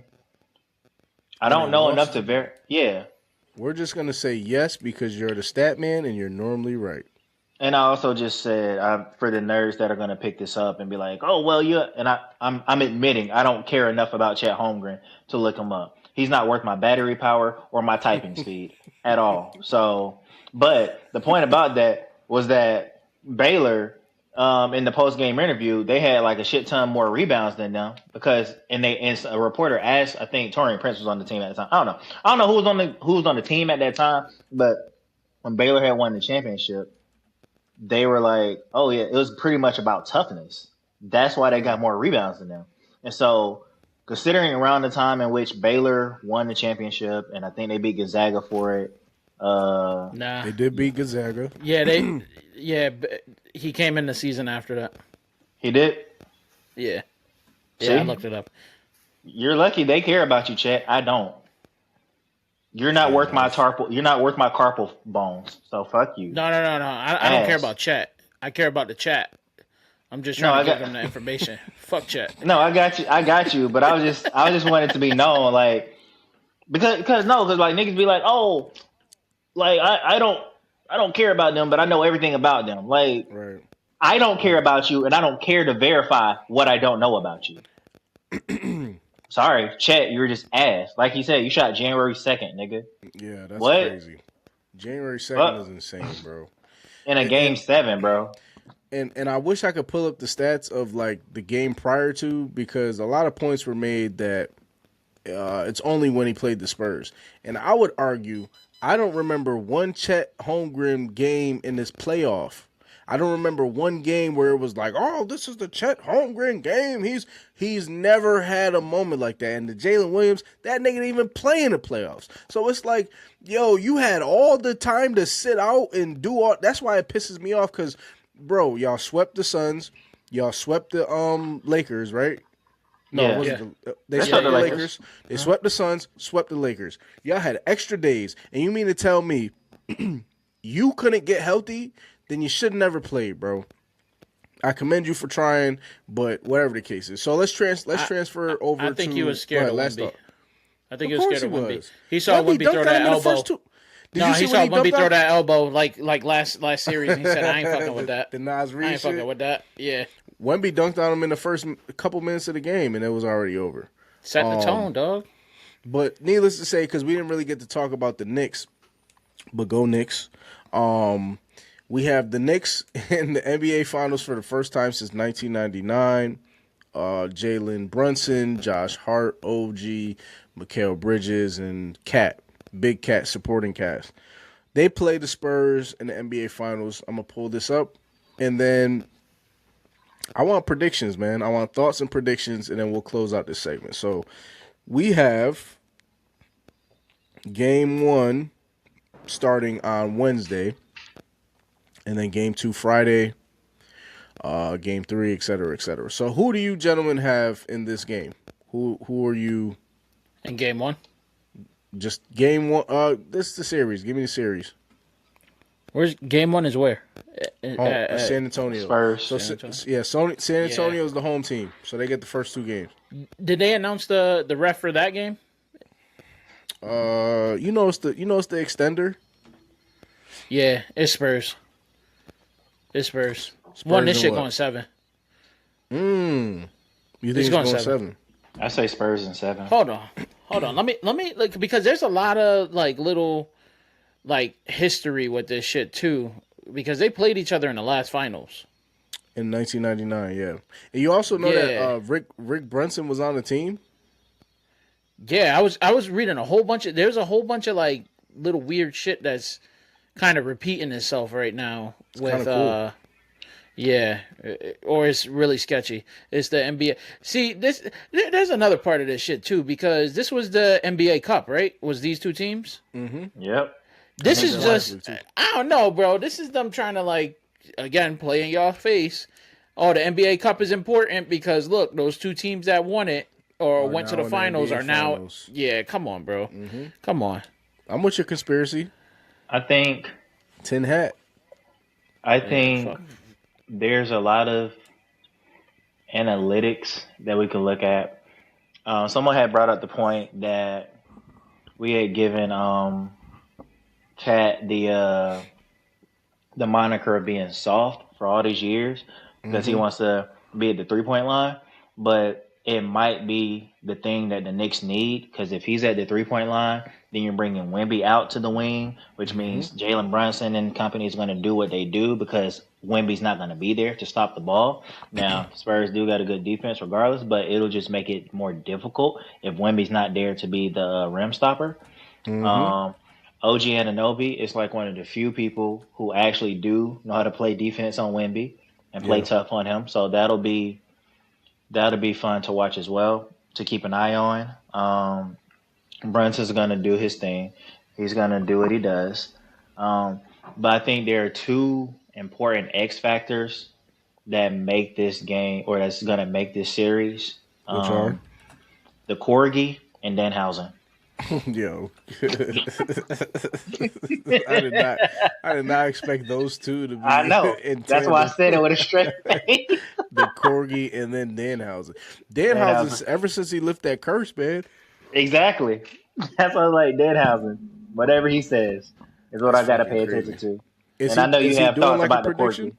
Fuck that Corgi, man. Okay. That Corgi went corporate, yo. That Corgi went corporate. Yeah, definitely. You got Yahoo Sports doing a Corgi shot reveal. How do we know that? How do we know that this shit ain't clipped up before the Corgi was just doing it for the love? Yeah, that shit is all clipped up and chopped. He probably made that shit 4 times in a row in the Knicks shit, and they like, nah, we gotta do Game 7, and it gotta be the nigga. No. You don't think the same thing with this whole NBA Finals thing? The reason why I really kind of was like, yo, Spurs gonna win is because when they announced that OKC Knicks thing, you know they had to walk that shit back, because otherwise people would have been like, yo, this is a little sketchy. It's like the same thing that happened like a couple years ago with the NFL, and they figured out the color scheme, and it was like, yo, it's these two teams, and then those two teams made it really far, and then all of a sudden the favorite wind up losing just so the color schemes didn't match. Secondly, did you know, because this is what I found last time, Tim Duncan was in his second year when they won that championship. Yeah, that's crazy. What is Wemby in right now? Is it year 2 or 3? 3. And they said that he was basically like, San Antonio's defense was like ridiculous at that point. So they won that series 4-1, right?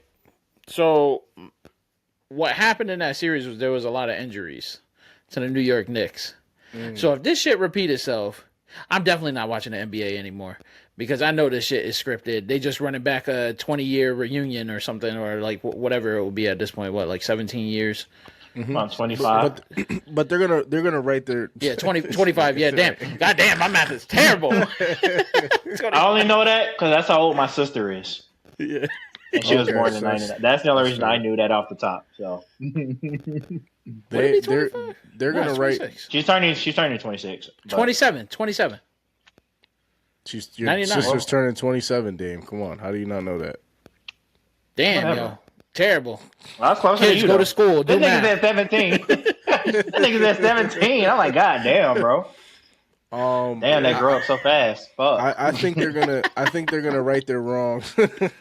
I think they're gonna right their wrongs with the Knicks. I think they're gonna have the Knicks winning 5 or 6, preferably 6, because they will be at Madison Square Garden for that Game 6. Jalen Brunson. I just want Jalen Brunson to prove all these people wrong. I think he's one of the, similar to SGA, they kind of just go out there and hoop and don't really cause too many rifts.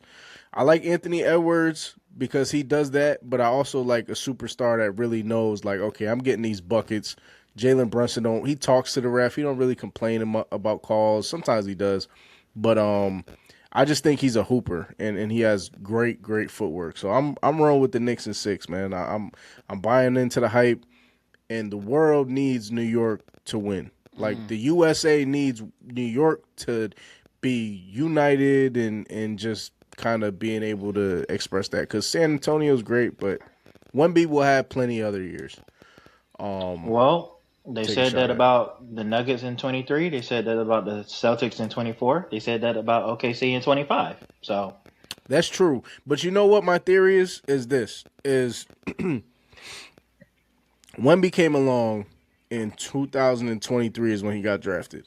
We already seen the expectations for him and what people thought of him. When Joker won, he didn't give a fuck about the NBA Finals. He didn't care about it. And he visibly showed that. So it was just like, okay, that's not good for the product. If I'm going script wise, that's not good for the product. Who won before that? You said it was the Nuggets in 23. Who The won in Celtics 22? in 24. I think it was the Golden Warriors State. in 22. I think the Warriors Okay, in yeah, 22. Golden. the So Celtics. that was the last. That was the last great story, right? 24. Was the Celtics? Jason Tatum was no. Jason Celtics Tatum over Mavs. Celtics over the Mavs, right? But Jaylen Brown was the MVP, right? Correct. So, and I think Jaylen Brown, he was supposed to become the face of the league, but he's just he's hardwired a little different. So they and then need a left him off story, the bro. Olympic team. Yeah, They did him dirty. Yeah, They did but I him dirty. mean, I would have did it too, especially if they weren't playing him, motherfucker. So I mean, I just think the storyline lines up for the Knicks. It's been too long since they won a championship, if you're asking me. Wemby could wait. Because even if Wemby gets hurt, they still have Steph Castle, they still have Dylan Harper. So at the very minimum, they'll have a lethal backcourt. All right. They're going. I mean, I want to see Wemby win, just because you could tell how much he wants it. But then, I'm a Celtics fan, so it's taboo to root for the Knicks. But at the same time, as you wear they a New do York kinda, hat. No, yeah, I like New York Yankees, but I like the Celtics. I already told. I went through this shit already. I'm not revisiting this whole conversation.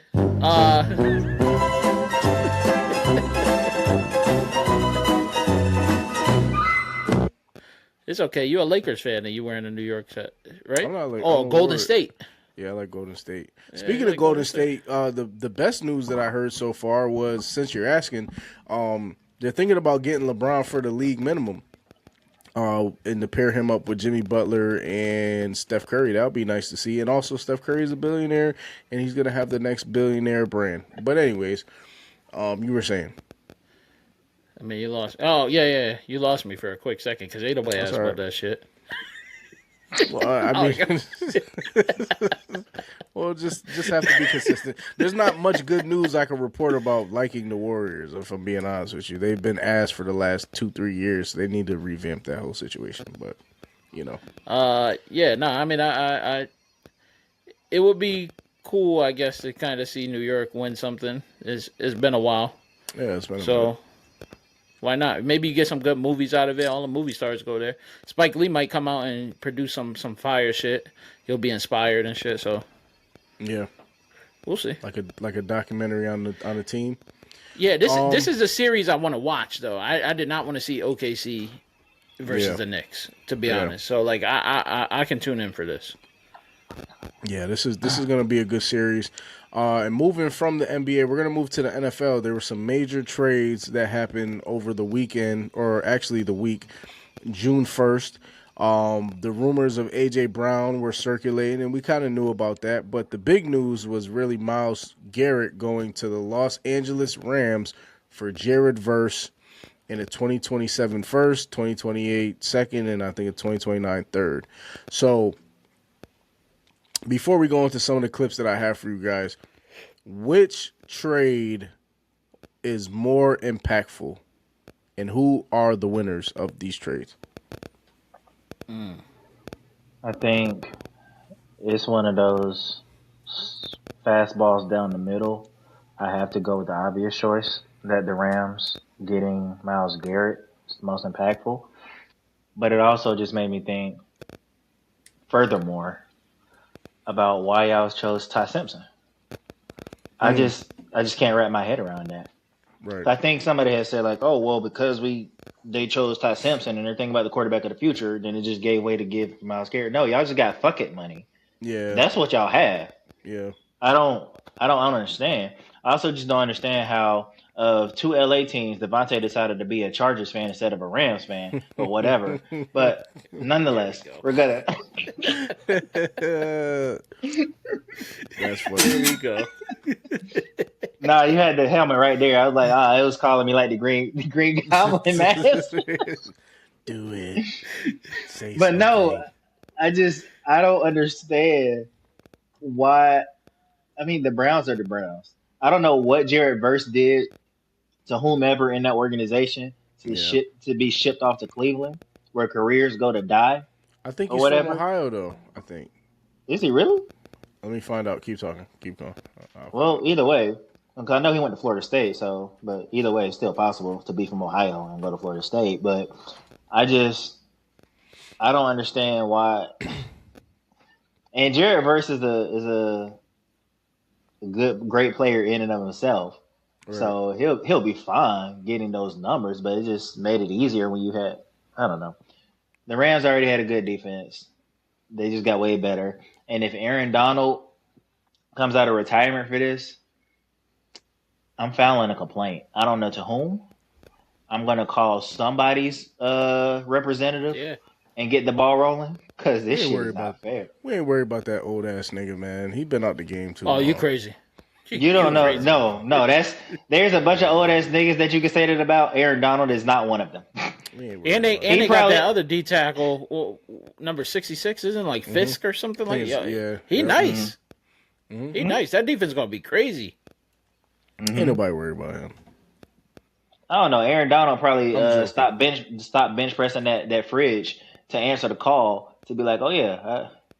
He's just bored. He's just bored, bro. He's looking for something to do. Like, he's looking for a reason to play football. And if I was him, like, this is the thing, right? Like, the further away you are from the game, you don't get better over time. And we'll see. But the good thing is, if he's playing D tackle, he doesn't have to. He can always be ciphered out. Mm-hmm. So it's not like he won't be well rested and things of that nature. And Jared Verse is from Dayton, Ohio. He moved somewhere in Pennsylvania, and the first college he went to was the University of Albany, and then he went to Florida State. Florida State transfer portal. Mm-hmm. Damn, wins again. Transfer portal wins again. Wow. Okay. Wow, that's kind of crazy, right? To go from Albany to Florida State. But Keon Cookies Coleman. He started at Michigan State. Who? Keon Cookies Coleman started at Michigan State. Cookies with a K. I like cookies. I'm sorry. Sometimes I be saying stuff and I'm like, the vitriol be there, but then y'all reaction like that shit funny, bro. Hilarious. Keon Cookies Coleman. The Myles Garrett trade is interesting to me because I didn't expect it. One, I'm not happy that he's in the NFC, so now I think the Cowboys do play the Rams this year. I'm not really happy about that on one hand, but on the other hand, we get to see Myles Garrett in the playoffs or potentially fighting for a playoff spot, which we've never seen before. So we'll see how he does. I know he'll do great. But just him being added to the Rams, to your point, is the same thing that I was echoing. Is like, so they really were just doing shit with that first pick because they didn't need to draft Ty Simpson. And I get they're building up for the future. But the thing is this, Ty Simpson, people are like saying this under the assumption that Ty Simpson is going to be good. He could be completely ass when he gets his turn to play. And then you have wasted a 13 pick on a quarterback that you're just going to have to go out there and get another one. So it's like, even if, yeah, they don't, but you don't give a shit until you need to give a shit. Like, so Matt Stafford, you go ahead. No, go ahead, my bad. I was just going to say Matt Stafford, you pray that he's healthy the whole season, but if Ty Simpson gets thrown into it in the first game we see, he's ass, we're going to have some real conversations. Like, think about J.J. McCarthy. They gave him a whole year to sit out and study film, and then he got his chance, and he wasn't good. So it's like, you know, I just think they could have done something with that 13th pick. But the overall winner, to answer the question, is the Cleveland Browns. Oh, 100%. 100%. But to be honest, I don't think they cared about the Ty Simpson to begin with, because he's only going to get forced to play during preseason and stuff because that's what obviously management wanted, because Sean McVay did not want that. He believed in Stetson Bennett. So they already if McVay is the coach, you rocking for Stetson Bennett heavy. Bro, that's his words. He chose that quarterback. Okay. He wanted Stetson. I believe you. So for me, they in McVay's mind, they already had the future quarterback, and then they kind of just threw this wrench into the plan. So, I mean, if McVay is still there, I ain't really worried about the quarterback position. Secondly, this is like par for the course with the Rams. All they do is get like aging players, and then somehow they make it into the NFC Championship game, or like really deep into the playoffs somehow. Yeah. They never have a first round pick. So they're not used to that shit anyway, so why not waste the shit on whatever, because it never fucking mattered to them. They did the same thing when they traded for Matt Stafford, and look what happened. Playoff. I don't think they've ever missed the playoffs except for maybe 1 year since Stafford's been there. I mean, since Jared Goff was there, though. They drafted Jared Goff and they made the playoffs and they went to the Super Bowl with him.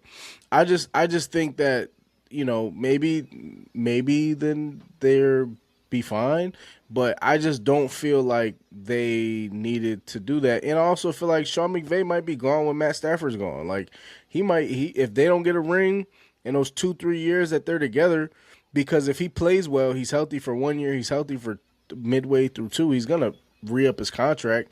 I don't know how long they have Myles Garrett for, but it's like they're trying to win now. So it seems like whoever the coach is after Matt Stafford is going to have to deal with the whole Ty Simpson situation, which is why he's like, I don't give a fuck. Well, before you go into that, do you? So you guys are saying Myles Garrett is more important than what the Patriots just did? I think they equal. I think the Cleveland Browns. Well, I guess the trade. I think Myles Garrett is more important than the AJ Brown situation. I think I don't know, because the like, and once again, I don't like the Patriots at all. Now, they never had a wide receiver. I mean, they had Stephon Diggs with all the distractions, so they'll be used to it. But it's also they pairing him back up with his coach. Mm-hmm. You know, I don't know. They have like a deep threat, and they actually got a number 2 slot now. Yeah, I mean, and Dobbs. Yep. Mm-hmm. So that offense, because the defense has always been really good, that offense gonna look a whole hell of a lot better.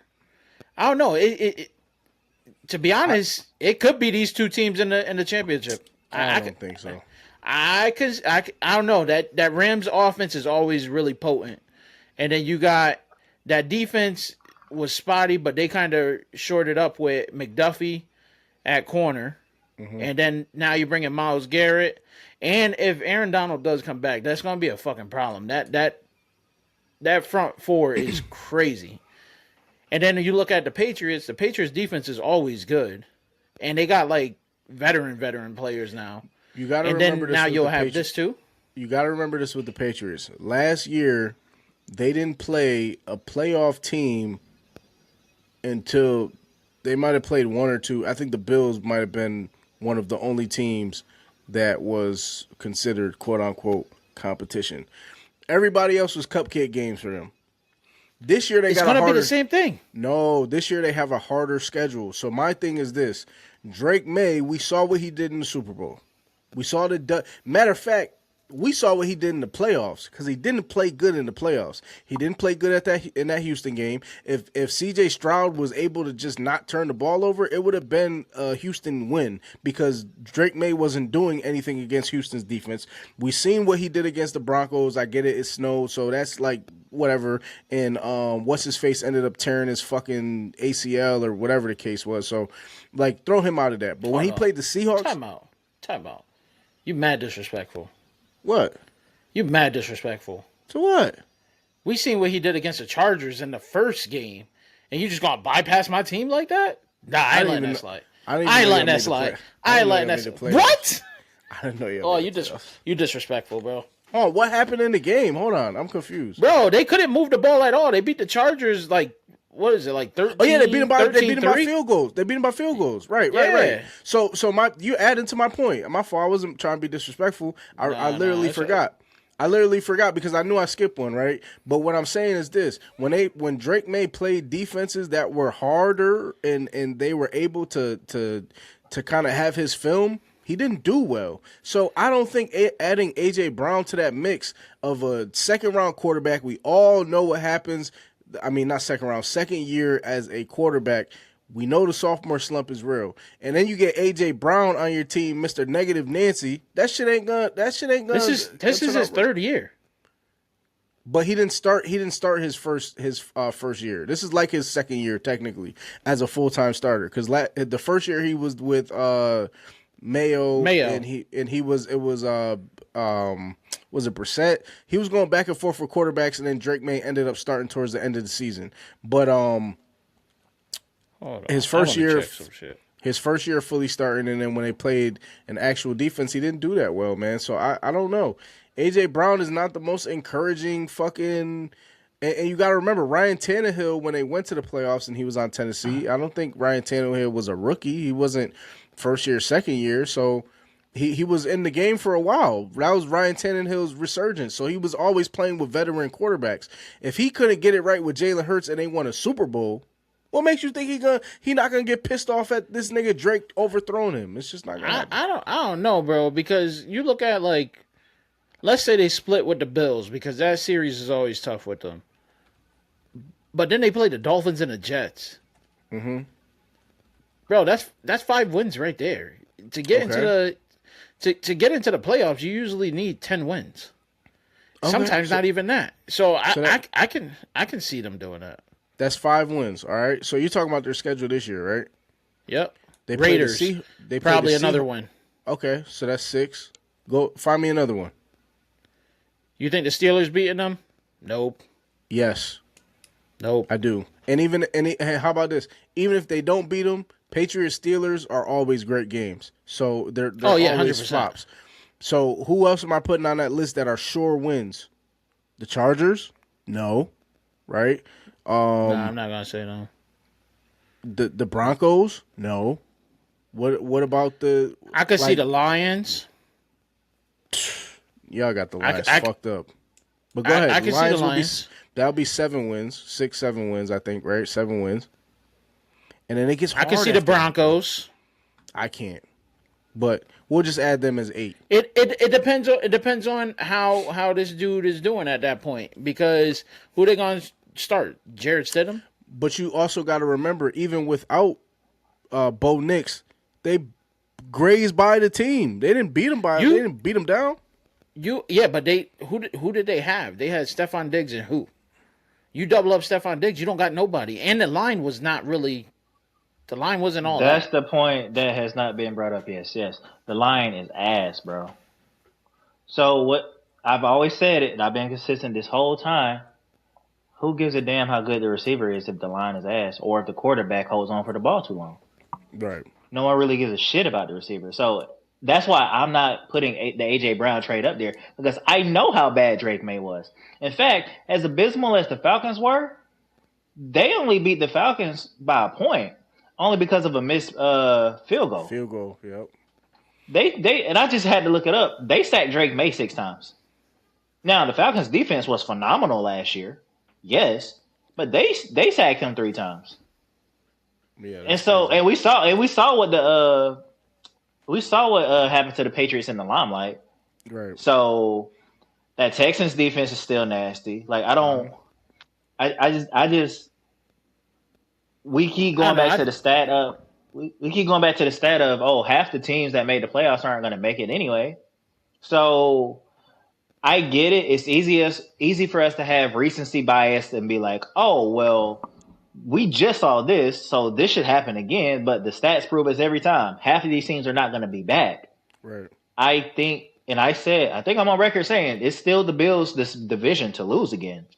Even though they lost, I think the Patriots won a division this year. Fine, whatever. But I think the Bills are going to make it. I don't know if the Patriots are as as much of as a sure thing as I think the Bills are.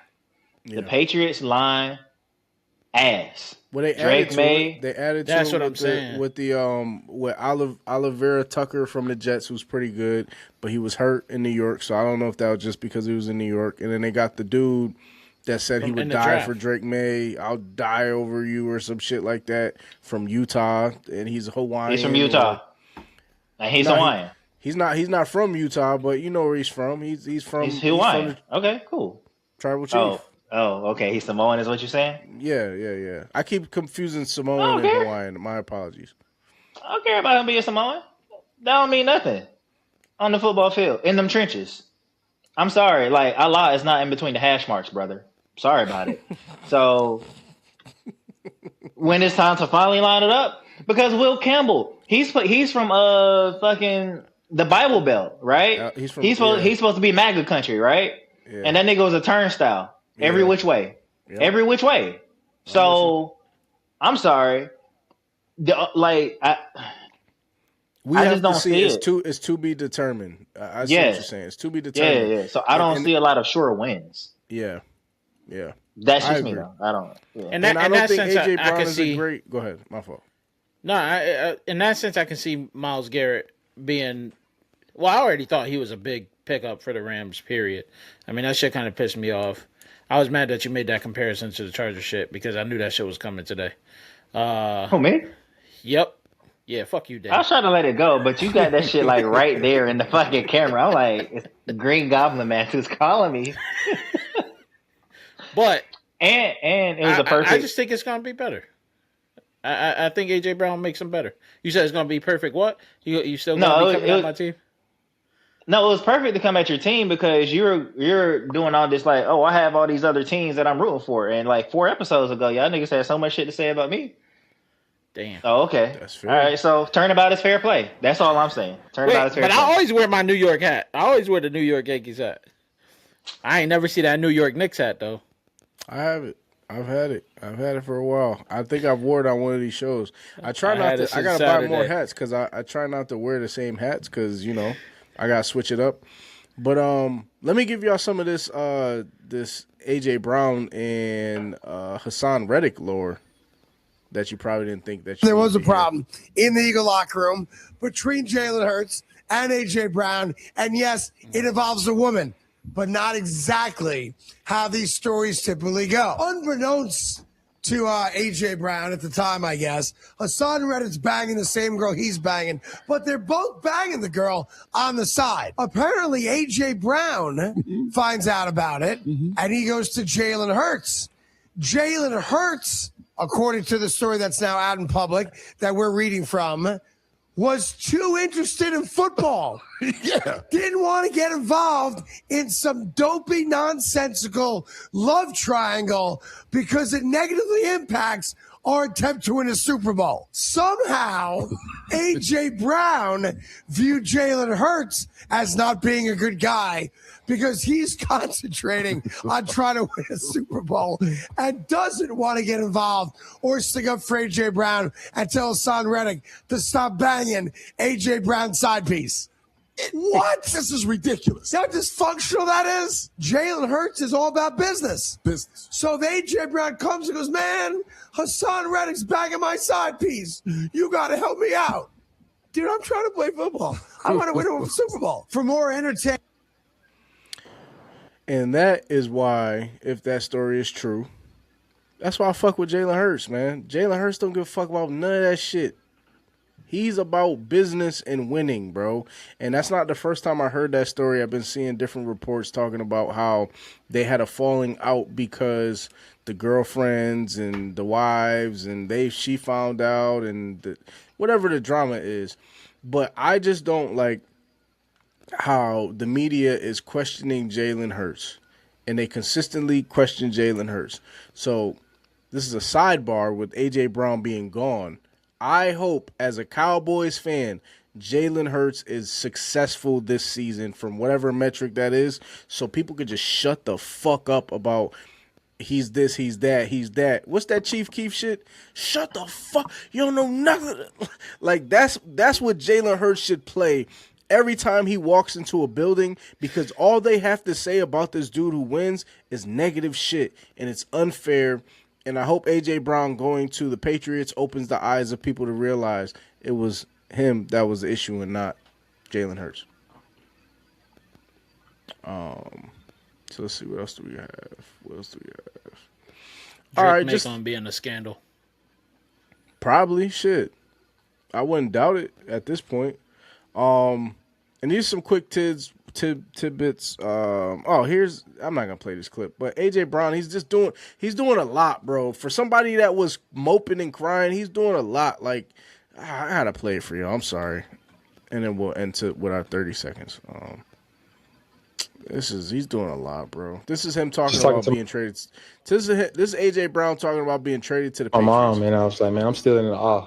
You know, I'm trying to adjust and, you know, walking up the hill with the uniform on. I was like, man, this is real, you know. And caught myself one point in practice, wasn't paying attention because I was like, dang, I'm a Patriot, you know. You know, and just trying to take it all in as much as I can. You know, obviously, you know, I got back to work quickly, but it's levels to it, and like I said, I'm enjoying it. It's obviously I know this ain't heaven, but you know, it's close to it.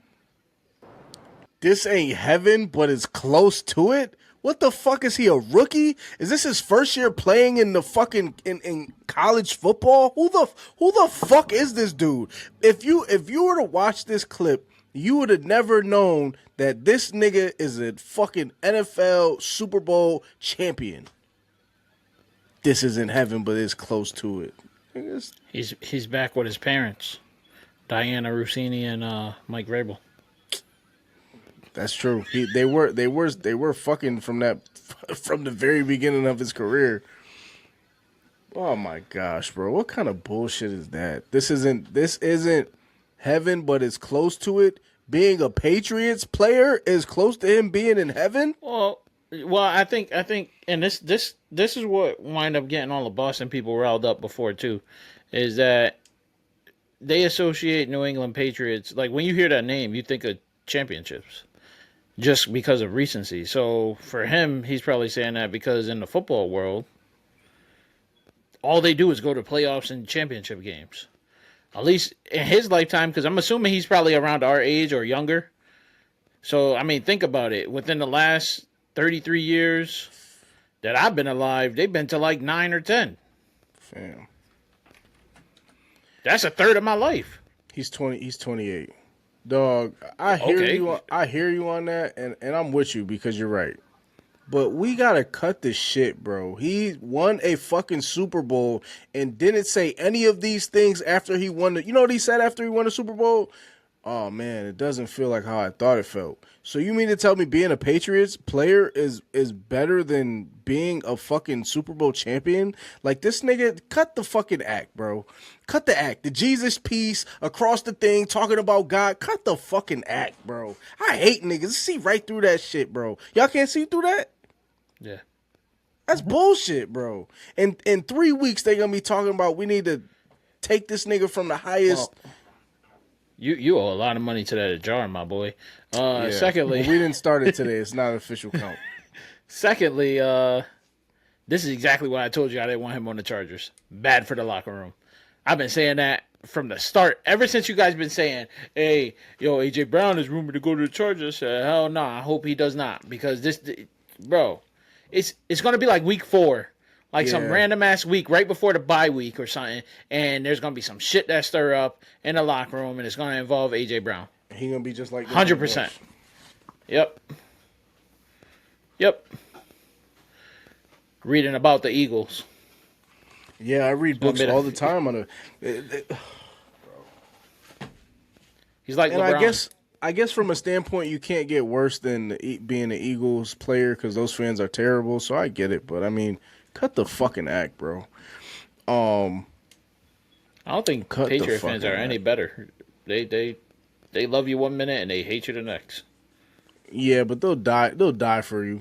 Like the Eagles fans will turn on you in a quarter, nigga. Like they're on record booing their own team in the same game. Actually, last year it was the Black Friday game.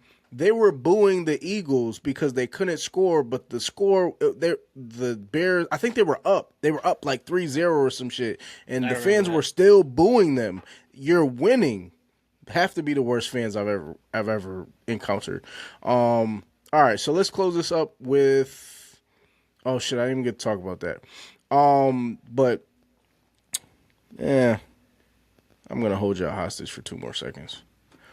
I'm gonna play this clip of JJ McCarthy versus Kyler Murray. Kyler Murray is going to win that job just based off of sheer professionalism, even though he looks like he is 5'9" as the quarterback. JJ McCarthy has not been handling the acquisition of Kyler Murray well at all. He's just been fucking up every step of the way, and there's plenty of videos of it to show about it. But I hate to say this, but I don't hate to say this because I fuck with Kyler Murray.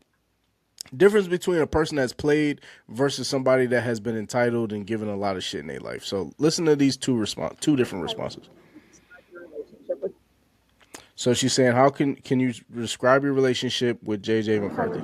Describe your relationship with JJ to this point. It's been great. It's been great. Obviously, I know he's a younger guy, so any way I can help him. Obviously, I feel like I've played 7 years now, going on 8. So I'm considered a veteran, even though I don't see myself as that. Give him any knowledge that he needs. Again, we're both competitors, and I know we both want what's best for the team. Receptive to hearing. Of course. Yeah, he's overly acceptive, and he's always communicating, asking questions, stuff like that. So it's been good. JJ, what's your relationship been like with Kyler so far? It's just like two guys in a classroom. He sits on one side, I sit on the other side, and it's the coach's responsibility to teach us and coach us. So, is there any awkwardness between you two? Awkwardness, it's just like the same feeling, when you're in high school and there's another person on the other side of the room. That's just kind of how it is. So I wouldn't say there's any awkwardness. Reactions. I don't believe in being an information hoarder because I'm not threatened by you. I will tell you what I'm going to do and still beat you with the rule book anyway, right? Or beat you with the moveset anyway. I don't care. Now I get it. Kyler Murray, he's a professional. Has been. We can say what we want about him. What Kurt should say. He's very good at a job that he hates. Okay. Whatever. Fine. Kyler Murray is pretty good. Has been his whole life. But he just sounds like a professional or unthreatened or both. So I don't mind giving you the knowledge. And it's the same. And I'm gonna sound biased by saying it. It was like when Mike Penix got drafted. I was listening to Kirk Cousins speak over there, just in reverse. So, yeah, that's pretty much what it felt like to me. It's like you're just threatened by the new guy. Like, or are you threatened because you thought it was your adult? Oh, yeah, definitely that too. But yeah, I'm gonna leave it at that. Kirk was happy as hell to see Federico Mendoza. D. I ain't really got too much to add to that. I mean, he lost a job. We saw it with Sam Darnold. Once he couldn't repeat what Sam Darnold did, what else did we need to see? Man, we knew JJ McCarthy was ass. Let's be honest. I mean, the only time like Dame said, the only time you feel threatened is when you know you about to lose something. If iron sharpens iron, you would not feel that way right now. You would be competing for that job. But you can tell that he already knows he lost it. Yeah. They're going to ship his ass out. And my dumbass drafted him in my Dynasty Fantasy League. So I don't know what the fuck I was thinking. Me either. You drafted him too? No, we don't know what you were thinking. Yeah,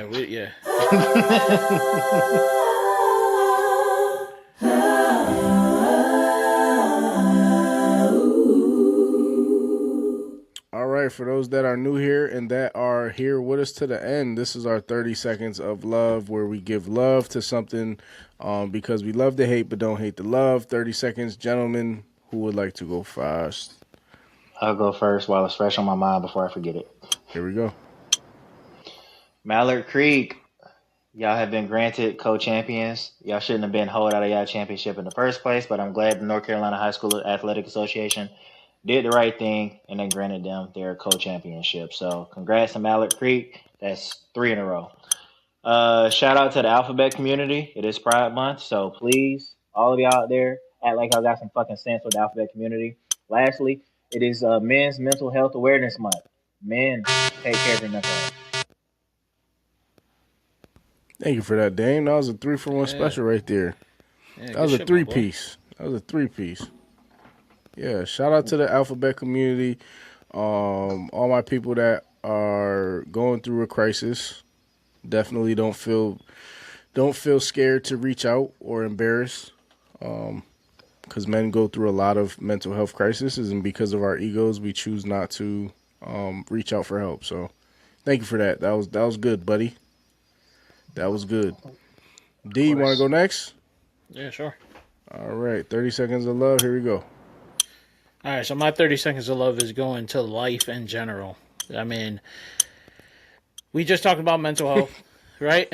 We just talked about mental health. So, at one point in a dark spot, didn't want to go out and do anything. Learning to say yes for those moments that you really want to say no, and kind of getting out to do things and just experience life in general. I love that. I'm loving the new version of myself. Like, I'm going camping this week. What? Yeah. I've been doing everything to try to back out of that. But you gotta live life, man, because it's short. So yeah, I'm learning. That's beautiful. Yeah, no, you was laughing at me, my boy. Don't I was laughing. Don't try to play. I was laughing because you said life, and I'm like, hold on, what? But and then it came, and then it made sense, and it was powerful. So I take mental health very serious. So for people that are finding ways to maneuver and reinvent themselves, I'm commendable because it's hard. It's not easy to do. So shout out to you, brothers, for shouting out mental health in general. And I will start my 30 seconds off with mental health, and I'll go somewhere else. All right. To add on to the gentleman's points, shout out to mental health and just being able to express your feelings and express how you feel about things. The last 20 seconds goes to Steph Curry. Not a lot of great news coming out of the Golden State Warriors camp as of late, but he signed a massive $1 billion deal, 10-year contract with Li Ning, and he's going to be able to carry on his Curry brand, and he will be estimated to make $1 billion over time. One of the greatest shooters of all time, one of the only athletes outside of LeBron to have his own brand within a brand, which was Curry under Under Armour. The deal is going to allow him to make whatever type of merch he wants to make, and he can sign athletes as well. So shout out to Steph Curry, and I hope in the offseason they ship Draymond's ass somewhere else so they can start the rebuild of Golden State. So send him to OKC. He will fight every nigga in that locker room. Draymond, I think he's gonna end up retiring before they trade. Before he leaves Golden State, he's gonna retire and just go straight to media. He don't need to prove nothing else. Good show, gentlemen. Good show. And we will see you guys next week, next Thursday.